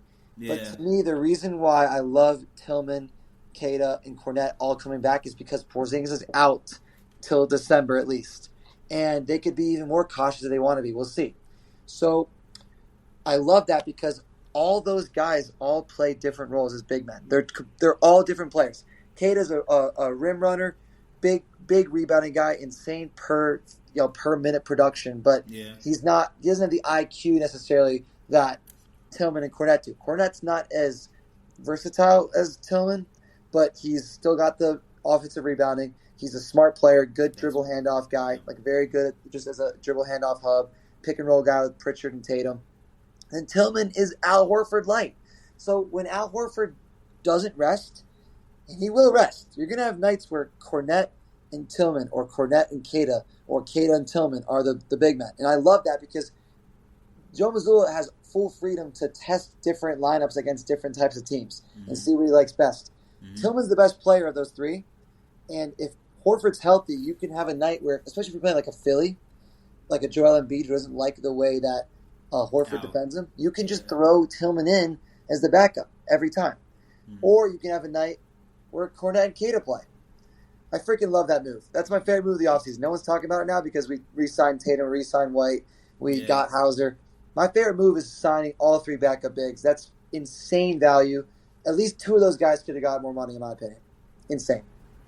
I do appreciate these guys because I feel like they've talked about the vindication of this team winning the championship and all. So I don't know if you guys want to regurgitate anything from the finals and all. We can go into the NBA free agency and what to Ben's point about what he liked about the signings of Queta. What's it called? If you want to reiterate, because I'm now sleeping honestly. But Queta. Yeah, go ahead. I just want to play a clip for you guys. You guys are gonna. I got 45 more minutes of gloating in me, fella. No, I'm just yeah. Yeah, I know. I'm trying to move it along. I know. Trust me. I know. Gloat. Banner 19 soon. No, but look, this is a 20-second clip. I believe the guy. Who is this guy? It's Moss or something. It's a guy from The Ringer. I forget his full name, but they call him Moss. He's like one of the guys on The Ringer. And, oh, my Lord, this is the most brain-dead thing y'all will ever hear. This is a legitimate Ringer podcast. 20-second long clip. He's about to say 6 points about Jason Tatum that are literally the opposite of what he says, like in real life. Like, completely false, completely untrue. It's like the guy didn't watch a second of the finals. This is like if someone said, man, if you think about it, Steph Curry, he just isn't like a great shooter. He doesn't play, great off ball. Like, this is what it sounds like, what you're about to hear. Okay, you ready for this? I'm going to play this clip. I'm sorry, I have to. This is incredible. You ready? Wait for this. My analytical mind, if I take it there, Jason Tatum takes a lot of time with the ball. Not the best playmaker. Wants to work his way into a long two. Doesn't get downhill. He doesn't perform legitimate team functions as efficiently as... So that's what that guy just said. I swear to God, dude, he averaged 20-plus drives in the finals, and he doesn't get downhill. And the guy said that what's the first thing he said? He said something about, what was it? He said he wasn't a great playmaker, but he said one thing. I got to play that one more time. I'm sorry. But bottom line, this guy's clicks started going down when he was being reasonable about Jason Tatum. So he had to get the hate back out there. It was August 1st yesterday. He had to pump them clicks back up. You know what? Recent. Oh, wow. You know what? Wow. That's what I wanted. Sorry, that's what I wanted just to kind of laugh at. He said that Tatum held the ball too long. I'm pretty sure I saw a stat recently. Tatum was 5th on the team in seconds per touch. So he had the ball. Like when he had the ball, he had it for less time when he touched it than Drew, Derek, Porzingis, Jalen. All those guys. It's like the thing is, people are regurgitating these takes about Tatum 3 years after he isn't the player, and it's like isn't that player anymore. Like, it's funny. I never was like a huge like, oh my God, Tatum's my favorite player on the team type guy when he was first on the team. I loved him because he was our guy and he was the future, but he wasn't my favorite player like he is now until he became so multifaceted, like Lucas said earlier. So it's so funny how people will still regurgitate these lazy takes about Tatum. It's going to happen. It's crazy. It's crazy, yeah. but it's crazy. Anyways, let's move on. Cover of 2K, cover of Sports Illustrated, cover of Slam Magazine has the finals ring. Wow, you can keep hating. That's all. And he's gonna have a crazy finals in one of these next few years because I think they're gonna multiple chips. We'll see that. We'll get to that. All right. The last thing I've got to say, Ralph, before we finally move this on. Yeah, bro. That's what it's here for, bro. That's what we're here for, man. Go ahead. Listen, this is some friendly fire right here. Okay. I don't want to hear Banner 19 till October 1st. Okay, we gotta chill. We gotta chill out with the dynasty. Listen, we gotta celebrate this one, fellas. Because Ralph, you know how long it took for us to get the second one of our lifetime. So at the end of the day, listen, I'd be lying to you if I said I wasn't still enjoying this title. I'm not ready for Banner 19 yet. Personally. Facts, man. But that's a good segue because there was a lot of moves that happened. There we go. This summer. There we go. They could shake things up.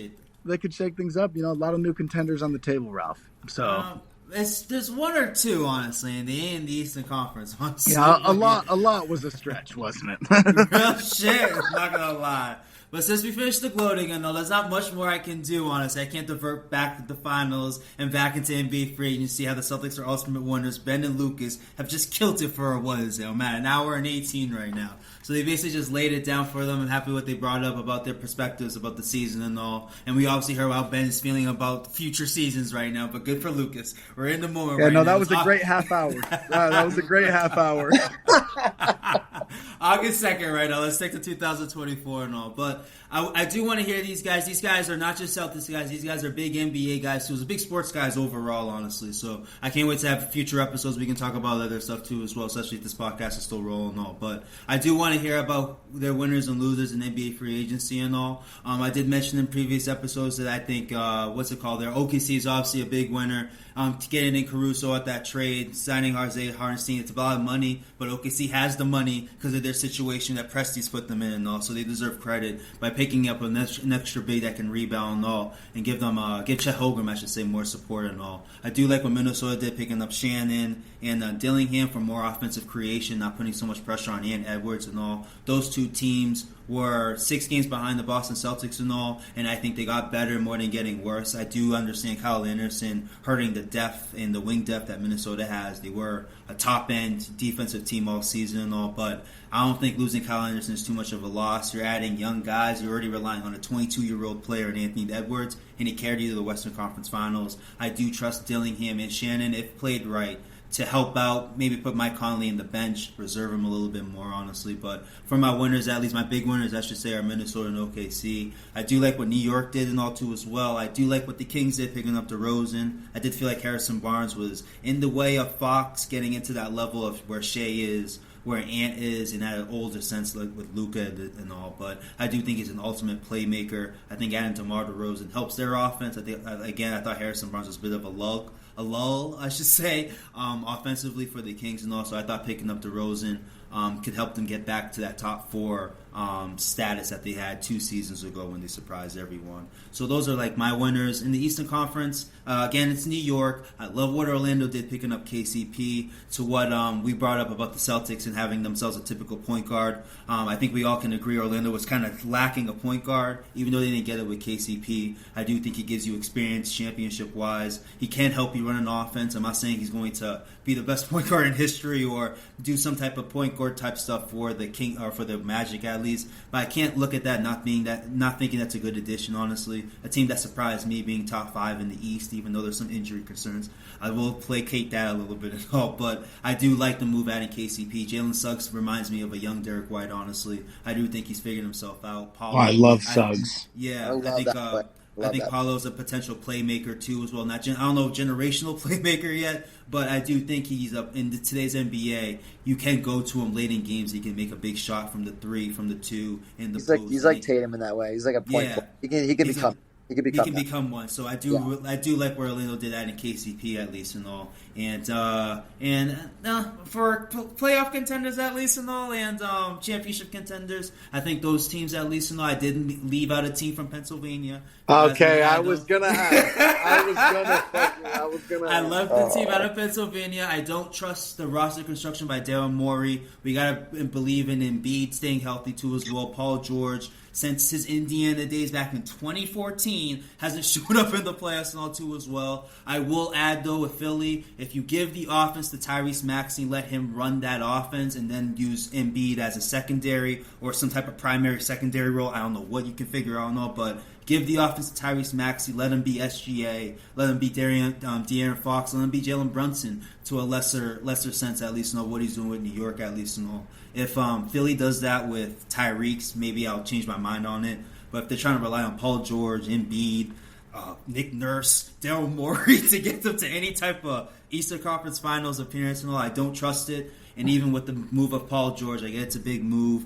You got Caleb Martin on the cheap. You brought back Kelly Oubre. You brought back Kyle Lowry. I get it. You brought in Eric Gordon, which reminds me of Phoenix Suns East now with the Philadelphia 76ers. So I just don't. There's a lot of jokes I have for Philadelphia more than optimism, honestly. So if you guys want to throw them in the winner bracket, go ahead and all. But for a sense for you guys, how I'm feeling about winners in the NBA free agency, I forgot how I led off last time, so I think it was Ben. Ben, who are your winners right now? I mentioned like OKC and Minnesota and, whatever and all. So if you have anyone else, if you wanted to regurgitate what I said too, so I'll go ahead and all. But who do you feel are the winners in this year's NBA offseason, at least and all?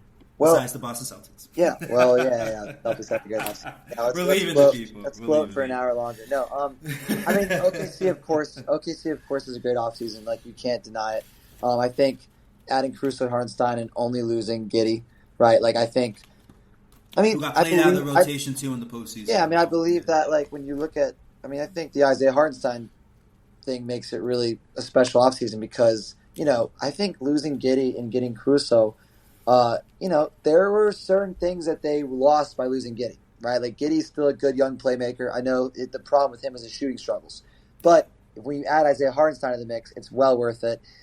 They know what their direction is now. They have Jalen Williams. That's the thing. Like, when you have a guy as good as Jalen Williams who's on the ascension like that, you don't need a Josh Giddey in the offense, really. You have playmaking from Shea and J-Dub. And it's like, you look at the Celtics, they never needed a true, like, playmaking passer on this team. Like, Tatum has become that, but it's because he's the focal point of the offense. Yeah. Jalen Williams and Shea can become that anyway. So I think it's valid that people now have them as the best team in the West. I still think Denver would be my finals pick early on, but it all depends on health. Jamal Murray that's the thing. We're going to see but here's the thing. With the winners in the offseason, I'd say OKC. I'd say on paper, a loser is probably Denver, actually. I know I just said they're like my favorites, but in terms of just technically like what they lost, they lost KCP, right? They did gain Russell Westbrook. Hey, let me circle back. Never mind. I'm not going to put him in the losers. Let's keep a winner. Let's keep a winner. What are your winners? There we go. We'll get into it. Yeah. Anyways, because I actually wouldn't say that about Denver anyways, now that I think about it. Anyways, winners, Atlanta Hawks. I actually love their offseason. And a lot of people did not. A lot of people did not love their offseason because they lost DeJounte Murray. But, it's like, it's like we talk about. Less is more sometimes. If you go back and look at the Atlanta Hawks, man, they were dead last in passes per game last year. Like, the fact that you have DeJounte Murray and Trae Young. Like, and look, here's the thing. It's different than assists per game, right? And it's like Lucas said earlier, you got to contextualize these stats because the Atlanta Hawks, they weren't, like, super, super low in assists per game, but they were low in passes per game. And it's not like they have the kind of roster where they can hunt mismatches like the Celtics can, like with Porzingis and Drew Holiday in the post and Jason Tatum and Jaylen Brown, right? You need to keep the ball moving. And the ball moved a lot better before DeJounte Murray got to Atlanta. And it's just because you don't have two ball-dominant guards if you only have Trae Young. If you have Trae and DeJounte, it was so much your turn, my turn offense. I really like Reece Shea. I wanted them to get him over Sarr. I was not high on Sarr. You're on it. I felt like one of the few people, and maybe it's not true, but I felt like one of the few guys who actually, before the draft, really liked Reece Shea. You want a 6'9" wing in today's NBA who can defend multiple positions and has scoring potential. So I like that pick a lot. I think they're going to have a much better defensive team. If I'm Atlanta, I'm going all in on the youth. I'm starting Dyson Daniels at the 2. I'm starting Okongwu at the 5. That's a low-key dope pickup, honestly. I'm beginning it's to great believe pickup. That too. Yeah. If Dyson can figure out a way to be a threat scoring the basketball. Exactly. Exactly. I think this is an ideal place for him to get better. I just did a piece on Dyson for the Hawks page for Fanside. I talked about why I think he'll have a breakout season. I truly believe he's going to be in all defensive considerations now that he'll be getting starters minutes. I think he was in the 97th percentile in defensive EPM. He was good last year. He was good last year. Man. Great defender. No, I would say he's one of the best. I mean, define what best is, but he's one of the better defenders in the NBA. I'm confident for in that. sure. Yeah. Better. Yeah. And I think the Hawks are going to have a less is more type bounce back season. I'm not saying they're going to be a contender in the East, but I do think they have a shot to make the playoffs. I have a friendly bet going with my buddy. We were talking crap in a group chat, and he's a Knicks fan who's talking crap about the Knicks. He said Anunoby was better than Derek White. I've been getting on his case like crazy. I've been roasting the kid, and he also hates the Hawks because the Hawks and Knicks have this rivalry now after the playoffs. Playoff. Yep. And he was like, the Hawks aren't going to win anything, and he was like, they're not going to win 35 games. Their current line is over 34 and a half games. So I told him, I bet they'll win 35 games, and I said, put your money where your mouth is, and I said, let's bet $82, $1 per game.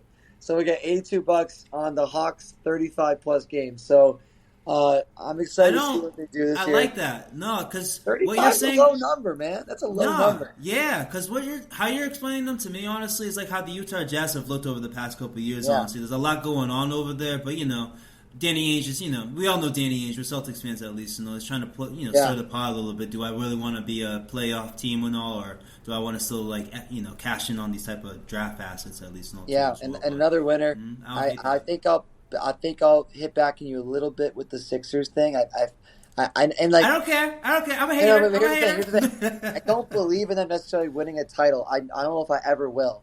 But it's really because the durability of Embiid and the durability of Paul George. That's the problem. I think it's huge. But I think that they remind me kind of the Bucks of 2 years ago in the sense of they added a lot of wing depth that could help against the Jays in theory. But it's like the Jay Crowders of the world where it's like, okay, are they really going to help? No. Jaylen Brown and Jason Tatum are on another level offensively. It's not. But what I'm referring to is Caleb Martin, right? So that's a good signing. Kelly Oubre is still a solid He's solid. I'll give him that. KJ Martin's a promising young defensive kind of guy. So they have solid wing depth. In theory, they have the kind of team that should be able to challenge a team like the Celtics, but they just don't have the offensive firepower to me. I don't see it. I just don't think so, and I really mean that because I don't think they'll be healthy come playoff time fully. So. We'll see. Lucas, how you feel, bro? How you? Wow. I love this stuttering from you right now. But how you feeling about your winners and all through the the NBA offseason and all? Who do you think? Well, Ralph, I'm pretty. And I like the Atlanta point with Ben. You can bring up another team too as well. Listen, any speech impediment will be forgiven considering we're 1 minute from midnight right now. Okay. Right. Okay. Number two, I love going third in these segments because you guys leave me the scraps. Okay. I know. I'm sorry. I gotta come. Losers. You're first next. Losers. Somebody's got to go last. All right. So, but what I would say is that I big time agree. I think I like your shot of the Magic. I think getting KCP is massive for them because if you're looking at the one thing that team was really lacking, what was it? Shooting. Okay, and he gives you shooting, and he gives you good defense, and he gives you championship experience, like you mentioned. So that's a phenomenal signing. Okay. But for me, my three big winners, okay. Hold on, breaking news. Oh, Tyus Jones to the Suns.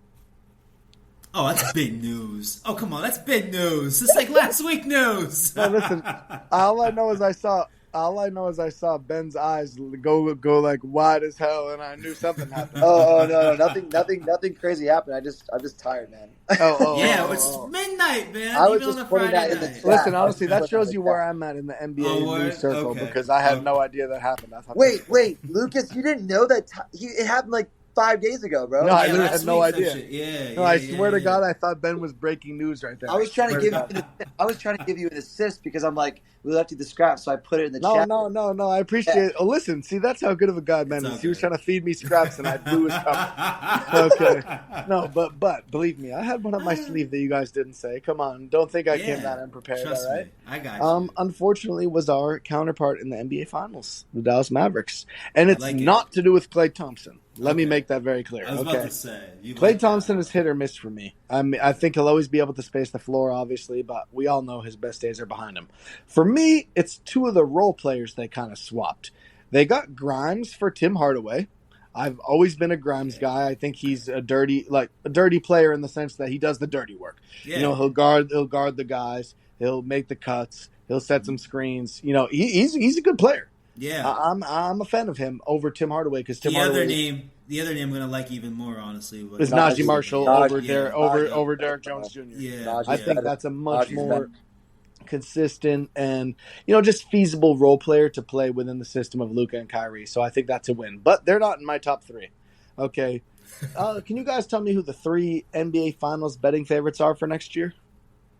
The Celtics, number 1. The Thunder, number 2. And then I would say, is it the Knicks right now? It's Philly. Number 3. It is Philly. Gotcha. So I understand what you're saying, and listen, Ralph admitted himself that he's being a hater on right. So at least he's admitting it, and I am a massive hater of Philadelphia sports as well. But I have to look at it for what it is. Okay, you have Paul George and Embiid, but what Ralph you said is the kicker, Maxey. Maxey is the guy that's going to drive the offense. When you allow Embiid and Paul George to play off of a guy like Maxey who can create for himself and for others. Okay, I know he's got to grow in that second part a little bit more, but obviously he can create for himself very well. He's a great shot maker. I think that's when you're going to get the best out of those guys. Paul George himself said, I'm not a number 1 on his own damn podcast. Okay, so he's putting himself in a position to not be a number 1 or even a number 2. So, listen, I think that's going to be a good team. Ben mentioned some of the guys they got around the edges, Caleb Martin, Oubre, KJ Martin. So I think that team is a real threat this year.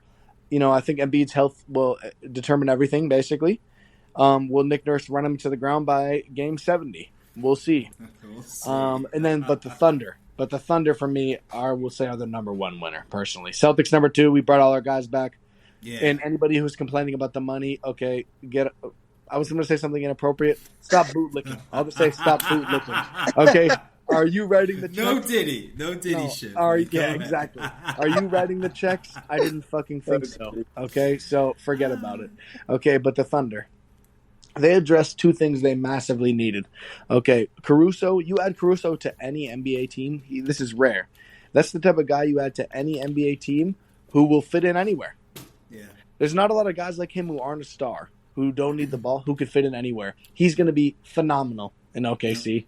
I think we all know what he brings to the table. Athleticism, defensive, just everything on the defensive side of the ball. Playmaking,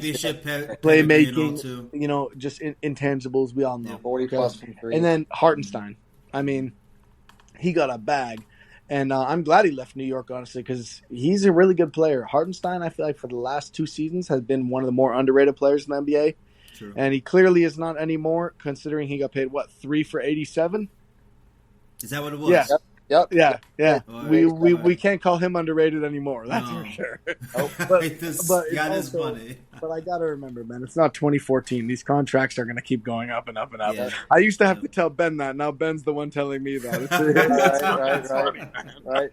I was like, I remember I freaked out about the Jay McDaniels contract. I was like, that's such a. Now I will say, I don't think he's fully. It might have been a slight overpay. He's been a little bit he has been overpaid since then, but he could develop into a not overpay because potentially has. Anyways, that's a funny callback. Yeah. But no, I think we all agree, man. The ultimate winner after the season is OKC. Honestly, it's just hard to ignore those big moves. Honestly, with Caruso and Hartenstein, and the development. I think we're both to Ben's point. We're kind of looking at really at their development. Honestly, we'd even bring up Isaiah Joe and Cason Wallace. And I think one, if not both, they read up or gave an extension to as well to continue with them off the bench and all. These guys are pretty ridiculous from the 3-point line as young guys too as well and all. So now we get to the losers. I'm not sure where Lucas went. I hope he's all right. We'll hope we figure that out towards the end. But I wanted to hear your losers and all. I'll give you mine.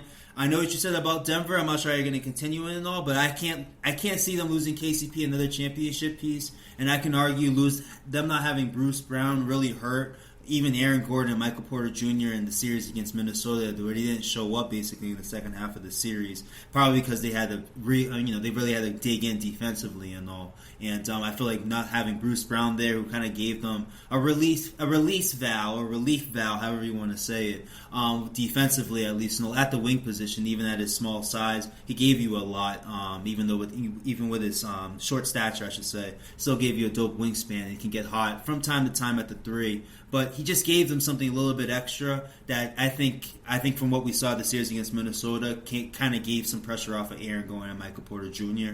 And Michael Porter didn't play great in the finals against Miami too as well. And it really took what's his name there? Yeah, he's back in there. But it took Bruce Brown really stepping up in the finals and making up for Michael Porter not playing well and all. Now you're losing KCP, who can argue was their best defensive player on their starting lineup at least. Now you're losing him. His 40% shooting at least. Now Calvin Booth, their GM, is talking about Christian Braun's going to be the replacement and all. I do like Russell Westbrook if he's your Bruce Brown replacement, but you lost Reggie Jackson, and apparently Russell Westbrook's going to be the Reggie Jackson replacement. So you're replacing KCP with Christian Braun, and I'm suspect about that. Even if you want to use him and Payne Watson as a combination, I'm still kind of suspect about it because Mike Malone wasn't enjoying playing them last year, and you still haven't replaced the Bruce Brown and all too as well. So I kind of look at Denver as losers right now. I said what I said about Philly and all. Ben and Lucas had their great points about it too as well. You can't argue their roster and all, but I still think they're a loser right now, especially if they're depending on Embiid at least and all. But I look at Denver. That's elite hating, Ralph. I know. I'm trying not to, but still, I can't give them credit and all. When I've seen other teams that have been pretty damn good so far for them, and they haven't gone far, I can argue the Jimmy Butler team is still better than this team right now, honestly. So there's just my questions, honestly, about that team and all. But as a real loser right now, look at Denver. I'm trying to think of other teams off the top of my head because it's been a while since I've done an episode at least and all. So I'm trying to go freestyle at least and all. But I look at Denver, those pieces and all. I wanted to see if I could bring up anything else before you guys jumped in at least and all. My internet's moving mad slow at midnight, so try and bear with it. There it is. Milwaukee's a big loser. There it is. I knew it was another team I wanted to bring up at least and all. God Milwaukee's position. Yeah, I know. I'm sorry. But I knew there was one more team that was a big loser to me. With their second round draft picks, giving up 5 of them for the Jay Crowder move, the lack of money that they have by giving Lopez and Middleton their money last offseason kind of did limit their supplies. They did pick up DeLon Wright. I do like the Gary Trent pickup, so I will give them credit for that one. He is a minimum player. How much is he really giving you? I feel like it's going to be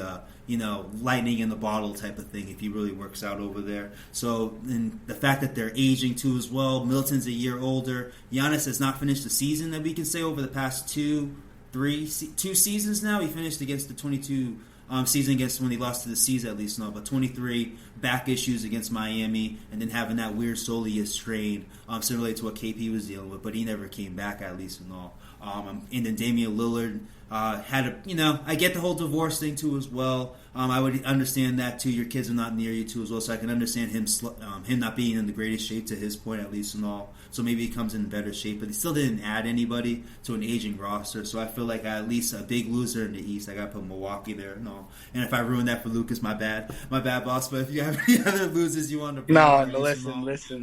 No, that was I just wanted the chance to be the elite hater that I know. I knew there's another team. I had to bring it up. No, but so I agree with everything you just said. I would say that Milwaukee are big losers to me because, this is a pretty bad comparison, but there was a few years ago where teams all around the Celtics were making moves at the deadline. It was when the Bucks got Nikola Mirotic, which obviously isn't seeming like some master plan move now. But, it's just like, wow, we're standing pat. Everybody else was getting better. It didn't really happen for a lot of those teams, but I feel like that's what happened to the Bucks this summer. The Celtics are staying the same, which is better than the Bucks. Okay, and then the Sixers, the Sixers really, who are the two main teams that had to worry about in the East, and then now the Knicks. So that's 3 teams that got a lot better, or that are a lot better, I would say right now, than the Bucks. Because as much as I love Giannis, I think we see not the problem, but it's just a little harder to build a super cohesive team because Drew, the Bucks fans got on Drew for his shooting performances, which were subpar, but there's context behind that. When he has the space to get open shots, he shot beautifully. Okay, but let's not go down the Celtics rabbit hole again, okay? But the one loser I will bring to the table, and I'm going to be nice to Ben, I'm only going to bring up one new loser to the table. And this is the cakewalk for me, the Clippers. Good okay? for you. There you go. Yeah. I mean, as much as, I understand why they maybe didn't want to pay old Paul George, you already traded all the picks. They're all gone. You gave up Shea, man. SGA and bro. all your picks are gone. CBA, that's why. It's the CBA. That's why they gave him up. The CBA. Well, yeah, because they've been paying. Steve Ballmer's already paid so much tax money. He wasn't about to do it again. Or double Ben's more of a CBA expert than me at this point now. So, but I know that it's obviously squeezing these owners' hands a little bit. But bottom line, they could have offered him that 4-year deal and just eaten the tax, the crazy high tax. Yeah. But instead, they are the first time ever putting out a statement that somebody's leaving their club in free agency. That is so Clippers. Okay, as much as I want the Clippers to succeed, they're still the Clippers, and I think I just need to accept that. I liked the idea of the LA guys being together, man, like Kawhi, Paul George, Harden, Westbrook. Yep. But that was fairy tale stuff, and it was about 5 years too late. There's one more team that I would love to take the chance to crap on, but I'm gonna leave Ben. I'm gonna leave Ben an open playing field here. See if he's got anybody he wants to take a shot at. Was it gonna be Miami or what? Like, I'm trying to think of who you would have wanted to take a crap on. It's still one of the Splash Bros had to move. That's all I have to say. Oh wow, yeah, okay, all right. Well, yeah, I'm still salty, bro. That was 3 years ago, and we won a ring, but I'm still mad. I don't care.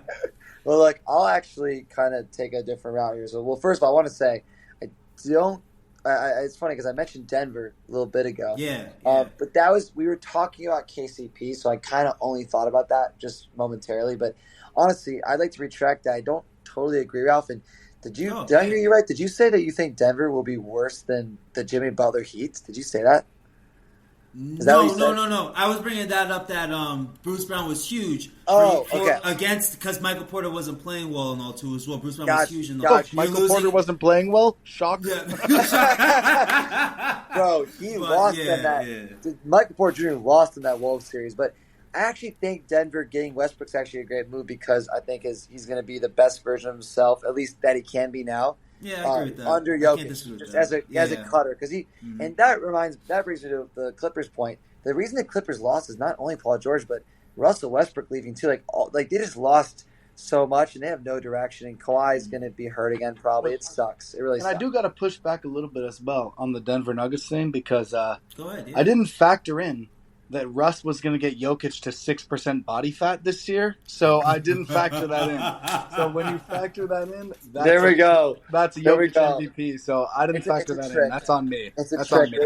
It's a trick. There was one season, I think it was maybe 3 years ago, where Jokic was like really skinny looking in the Olympics or FIBA or whatever, and then he just was just fat as hell again, like a month later. No, listen, I'm not hating on Joker, but no. He's the type of teammate Russ is. He's gonna come to the U.S., bro, and he's gonna like start eating the burgers again. He's gonna gain weight. Anyways, for me, a loser with the offseason, I mean, Lucas took one of mine with the Clippers, but honestly, I hate to I hate to add injury to insult in terms of or insult to injury for a bad team, but what are the Wizards doing, man? Oh. I mean, what the fuck? Sorry, pardon my French. I don't know. This is a PG podcast. Oh, this is explicit. Okay, we haven't really dropped. We've been very gentlemanly, but what the fuck are the Wizards doing? Look, I mean, the only moves they made were drafting Sarr. Okay, cool. Which, by the way, I wasn't high on him before the draft. I'm still not, considering he went 0-15 in a summer league game with a 7'1" center. I know it's summer league. I'm not gonna bury the guy now. But come on. You can't end his career, but 0-15 in no context is good. In no context, it's bad. But, I mean, in summer league against a lot of guys who won't be in the NBA this year, and you're 7-1. Anyways, I mean, their only moves were re-signing Rashawn Holmes when they just drafted a center. And then they added Sadiq Bey, who's tore his ACL. Malcolm Brogdon, where does he fit in that team at all? They traded Deni Avdija.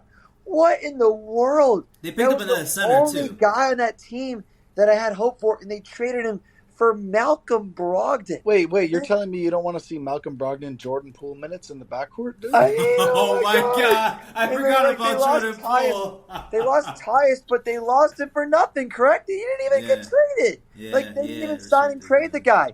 And he was the guy with the most value besides Denny. And the guy you gave Denny away for was Malcolm fucking Brogdon. You couldn't get Anthony Simons for him. And then you had Jonas Valanciunas. There it is. You just drafted a center.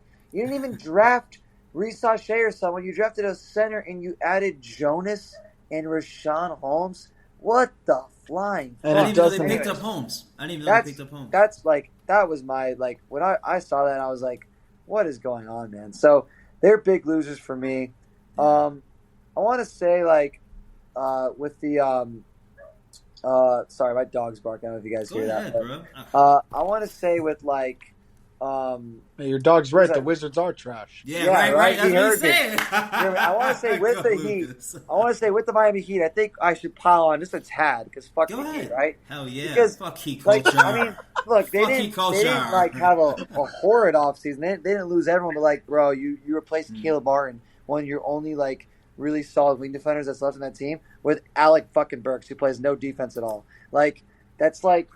That's just the most useless. Couldn't even crack minutes for the Knicks and all. Yeah, so not a fan of that. He wasn't even playing that much on the Pistons, bro. Exactly, bro. They re-signed Adebayo and Bryant and Highsmith and Kevin Love.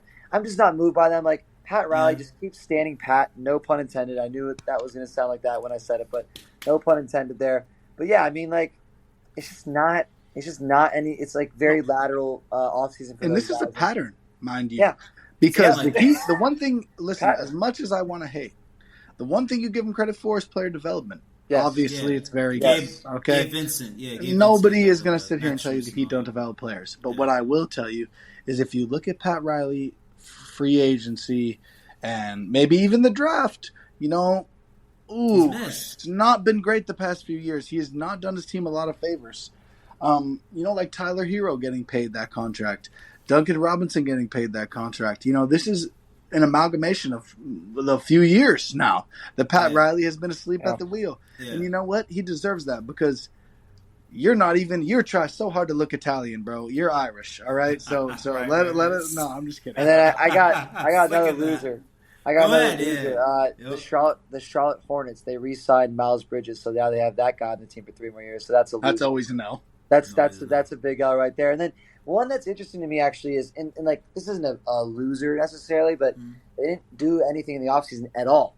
All they did was re-sign their three core guys, which is good for them. But the Cavs, they re-signed Allen, Mitchell, and Mobley, but they didn't make any move, which shocked me because I know they had the injury issues with Allen last season, but I just feel like that team needs to do a little bit more in terms of just adding to its depth. To kind of They lost. Is Okoro gone? I feel like no. Oh, sorry. He's a free agent still, so they haven't. He's still a free agent. He hasn't left or gotten re-signed yet. He's still one of the. He's like an RFA, I believe.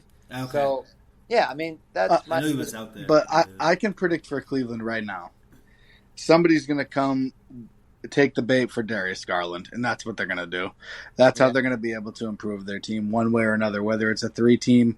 Yeah. Because I think. It's our backcourt, Derek White and Drew Holiday.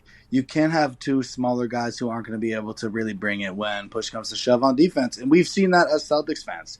We've seen a lot of small guards, get punished, in those pick and rolls by Jimmy Butler. You know what I'm saying? So those guys got to be holed up, and to have two guys you could potentially attack. I know Donovan's obviously a little bit better than Darius on the defensive end, but I feel like that's where their improvement's coming. Yeah. But that's all potential. So I'm with you, Ben. They haven't done anything to move the needle. Yeah, and they're still stuck with a team that's constructed the same way, not just from a personnel standpoint, but from a schematic and just kind of a structure standpoint. Like you said, you have two guys in your starting backcourt who are traffic cones on defense, right? You basically rely so much. It reminds me of the Utah Jazz, which is why I often get on guys, and I know Levine is a worse player than Mitchell, but guys like a Zach LaVine or Donovan Mitchell, where it's like there's a common theme among their teams where the interior defenders have to do a lot more work than they should. You know what I mean? So that's kind of what you're seeing with Cleveland, honestly. And I just wanted to, I mean, I know we already went through our losers. I just wanted to kind of do a little bit of pushback on Ralph. Yeah, go ahead. Yeah, please. You mentioned there hasn't been enough pushback today. So you mentioned this is a friendly pushback because I'm not insanely passionate about this, but I do believe I don't really think the Wolves are winners in the offseason. I won't say they're full-on losers, but they lost Anderson, which I think is a worse thing than you realize because all they added was PJ Dozier and Joe Ingles. That's it. That's all they added. And they lost Anderson. They lost McLaughlin, who I think is a solid backup point guard depth guy. Monte Morris is a good depth guy. The reason I say that is because with the Wolves, the biggest thing for me is how they can create offense. How can they create offense? Because their offense is very one-dimensional. They rely on Edwards. I believe that team has become overrated in the scope of a championship context. Now, they did a great job. They beat Denver, but they were legitimately designed to beat that team, and they still should not have. They still should not have done it had Porter Jr. and Murray, for that matter, had performed close to their best. And Denver blew the lead in Game 7, but the Wolves, all they did was add Dozier and Ingles and re-sign Garza. Well, I think Dillingham is the link. You don't like Hicks? Yeah. Ralph is probably thinking the creation is going to come from Rob. I guess that's fair because that's a point guard, correct? It's a point guard. Yeah, but he's a creator. More of a yeah. I also think that we're more probably for me when it comes to Rob. Not this year, but next year, I think, is when that's just my opinion. Listen, and one thing for all of Ralph's listeners to know is that there's nothing I like more than to be proved wrong by an NBA player. I am not Stephen A. Smith. Okay, I would rather be wrong 10 out of 10 times about an athlete being good. With the exception of any Sixers and Lakers or Heat players, and then I would rather be right. But besides that, no, I'll always be proved wrong. And maybe he proves me wrong, but I do think we're maybe closer to next season than this season for Rob to really take that leap.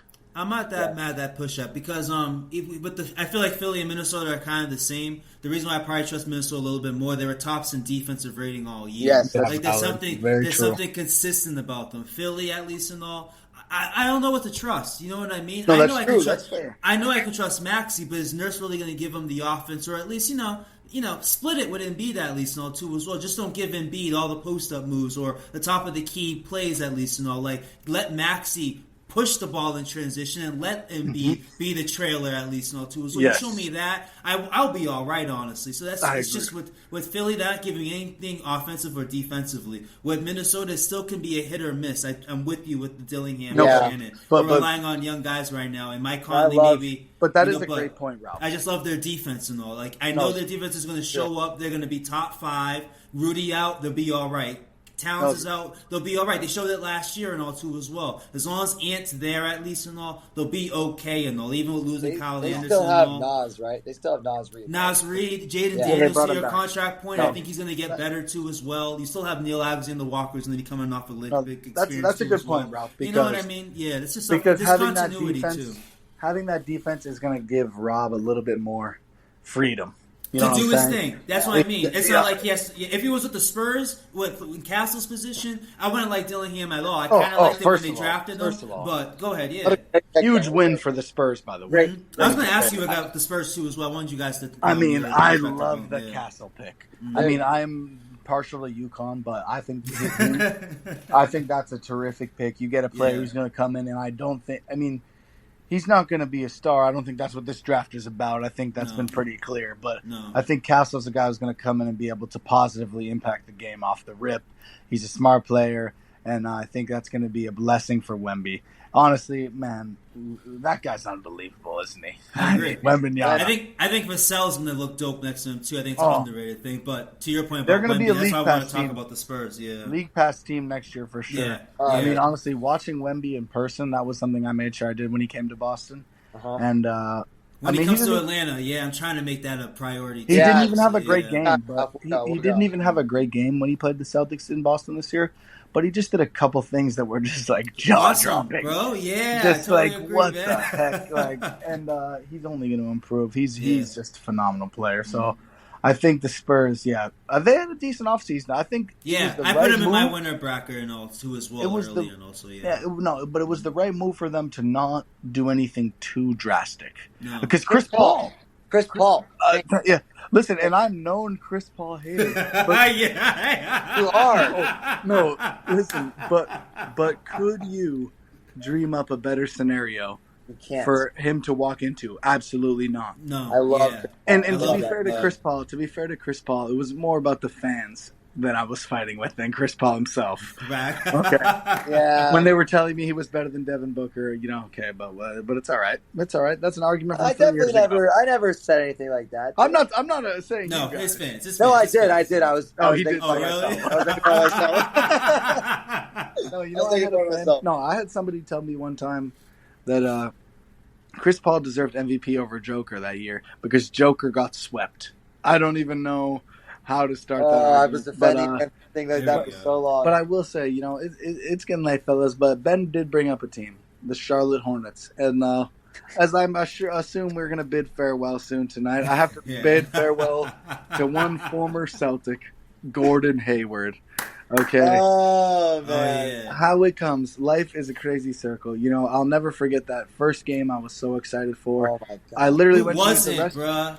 I swear to God. I went to use the restroom. I came back, and I thought somebody, died. I didn't know what happened. Are you serious? You didn't see it happen? You didn't see nope. it happen?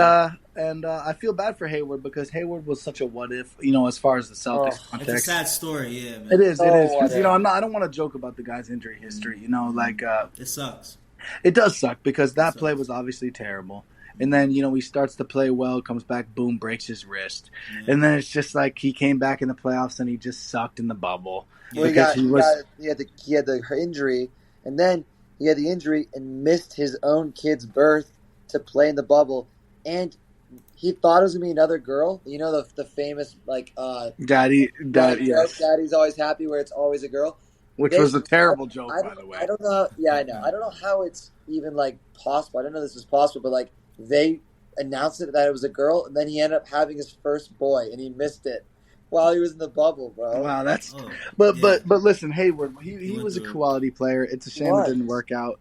But hey, listen, Gordon Hayward got paid throughout his NBA career. He'll probably retire, not having achieved what he wanted to achieve, but he's going to live a happy life, and I'm happy for Gordon Hayward. But I just had to shout him out because that did feel like the turning point in the Celtics era. When we got Horford, when we got Hayward, we were a destination again. You know what I'm saying? Relevant island type stuff. Exactly. Isaiah helped recruit Hayward, and then he got shipped. It was a crazy time. Crazy time. And to think about how far we've come to be NBA champions. And I could gloat for another 30 minutes, but I don't want to take this till 1 o'clock, fellas.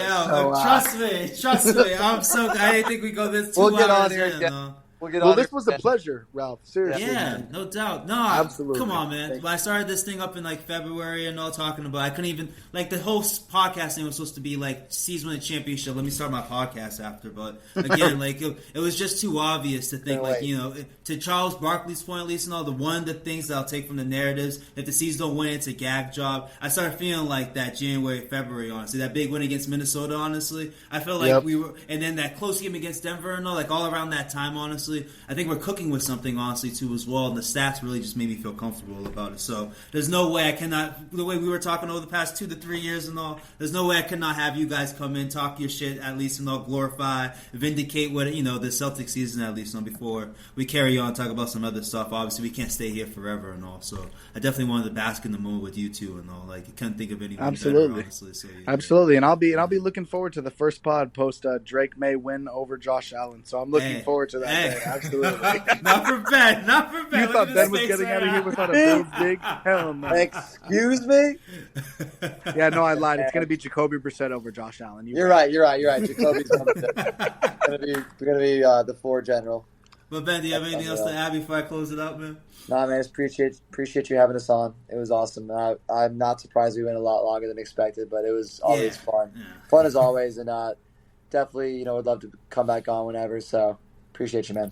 No doubt, yeah. I'm definitely going to have a preview thing about the NBA going into next season in October and all, so I'll definitely break down the episodes and see what's up and all. But, I just want to give a shout out to Ben Grunert and Lucas Gaynor again. It's 12:30. I wouldn't be a little bit more excited to throw this outro out, but right now I'm tired right now too as well. My eyes are going this way and that way and all. So no, I just appreciate everybody listening. Again, we made it up to over 500 downloads. I'm hitting like 565. I hope this episode gets us up to 600. Yes, sir. And we can keep on going, honestly. So no, expect to hear these guys more and more. I expect them to be investing in this podcast a lot more, honestly. So expect to hear these guys talking about NBA. Lucas is very familiar with the NFL now too as well. Ben is not like he's familiar with the NFL, but he's more Bills than NFL. If I had to come at it and all, but he can talk fantasy. He's not like a sleep at the wheel that too as well. No, so I didn't grow up an NFL fan, so I've gotten really into it the last probably 5-6 years. I've gotten into it, but yeah. Ben's a tennis guy. Man went to Roland Garros in June and all. Got to see the French Open. Alcaraz do his thing and all too as well for Espanyol. One of my favorite memories, and it'll always be this, is there you go. Watching the Pacers Celtics game on my laptop in the plane on the way to France. And I was watching that game, and I remember my computer lost Wi-Fi in the sky for the entirety of the Pacers comeback in that game, and then when they were up 18. And my computer turned back on when we were down like 15, and I watched the whole comeback with Tatum ending with the behind-the-back pass and all that, and Drew Holiday getting the steal. I think you called me after, too, honestly. I think we talked on the phone for a little bit. Yeah. I was in a plane seat, literally, like, tapping my brother. I'm, like, trying not to, like, be loud because, like, people are asleep around me. I'm like, oh, my God, this is fucking insane. So, yeah, that was awesome. But, yeah. But no, bro, this is what you guys are feeling out, man. These guys are mad passionate and all. Lucas is out. Ben, you can head out, too, and all, man. We'll end up talking soon and all. But yeah, once again, yeah, man, do your thing. But then once again, man, I appreciate you guys listening. Again, this was Ben Grunert and Lucas Gaynor, man. Two guys I got to know over the past couple of years and all. We'll continue to get to know, like to Ben's point, Ben are 19, but it's early, but we're coming for it and all. So I'll definitely have these guys on the show again and all. But again, appreciate you guys listening, man. We'll be back soon. We were supposed to talk about a little Olympics, but a little bit of the Olympics. But again, we went late and all. But I'll definitely have a show about the C's. Yep, we have 3 Celtics on the Olympic Celtics. So the Olympic Celtics. Look what I'm doing right now. Bad tired right now. But there are 3 Celtics players, and Jason Tatum, Drew Holiday, and Derek White doing their thing with the Olympics right now. So I'm pretty sure I'm going to have a show if and when they win the gold medal. Today is Saturday morning. I keep mentioning it's midnight, 12:30, and also. There will be a game today. The U.S. team will be facing the Puerto Rico national team today, this Saturday, and all. They the U.S. team has basically clinched getting into the medal games, basically, and all. Basically, a knockout round and all. They basically taking care of their group play, but they have one more game to face. Then we start the medal games. There'll be basically 3 medal games. And the big game will be next Saturday, and hopefully, there's a good chance the States are in it. LeBron James has looked awesome. Kevin Durant's come off his calf injury and looked awesome too as well. There's been some skepticism of Jason Tatum not playing, and he's had his shooting woes too as well. But he showed other things too as well, honestly, to play well. Derek White has come on and looked awesome. Drew Holiday too as well. Even Derek give some love from Devin Booker. He showed up against the Serbian team, had a 16, 5-5 type of game, assists and rebounds and all too as well. So, and Bam and AD to me have looked awesome as a pairing at the big position, at the 5 and 4 position when they're playing together.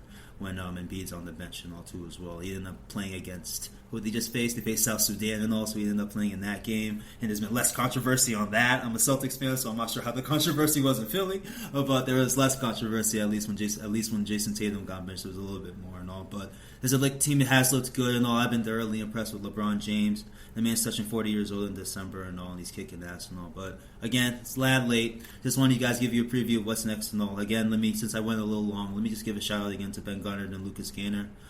Big Celtics guys, like I said, and all. So you got to hear how passionate these guys are and all too as well.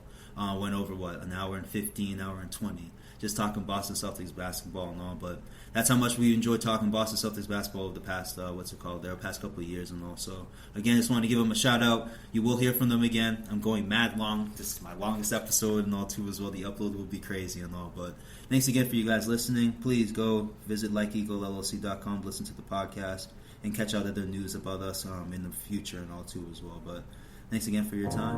We will talk to you soon.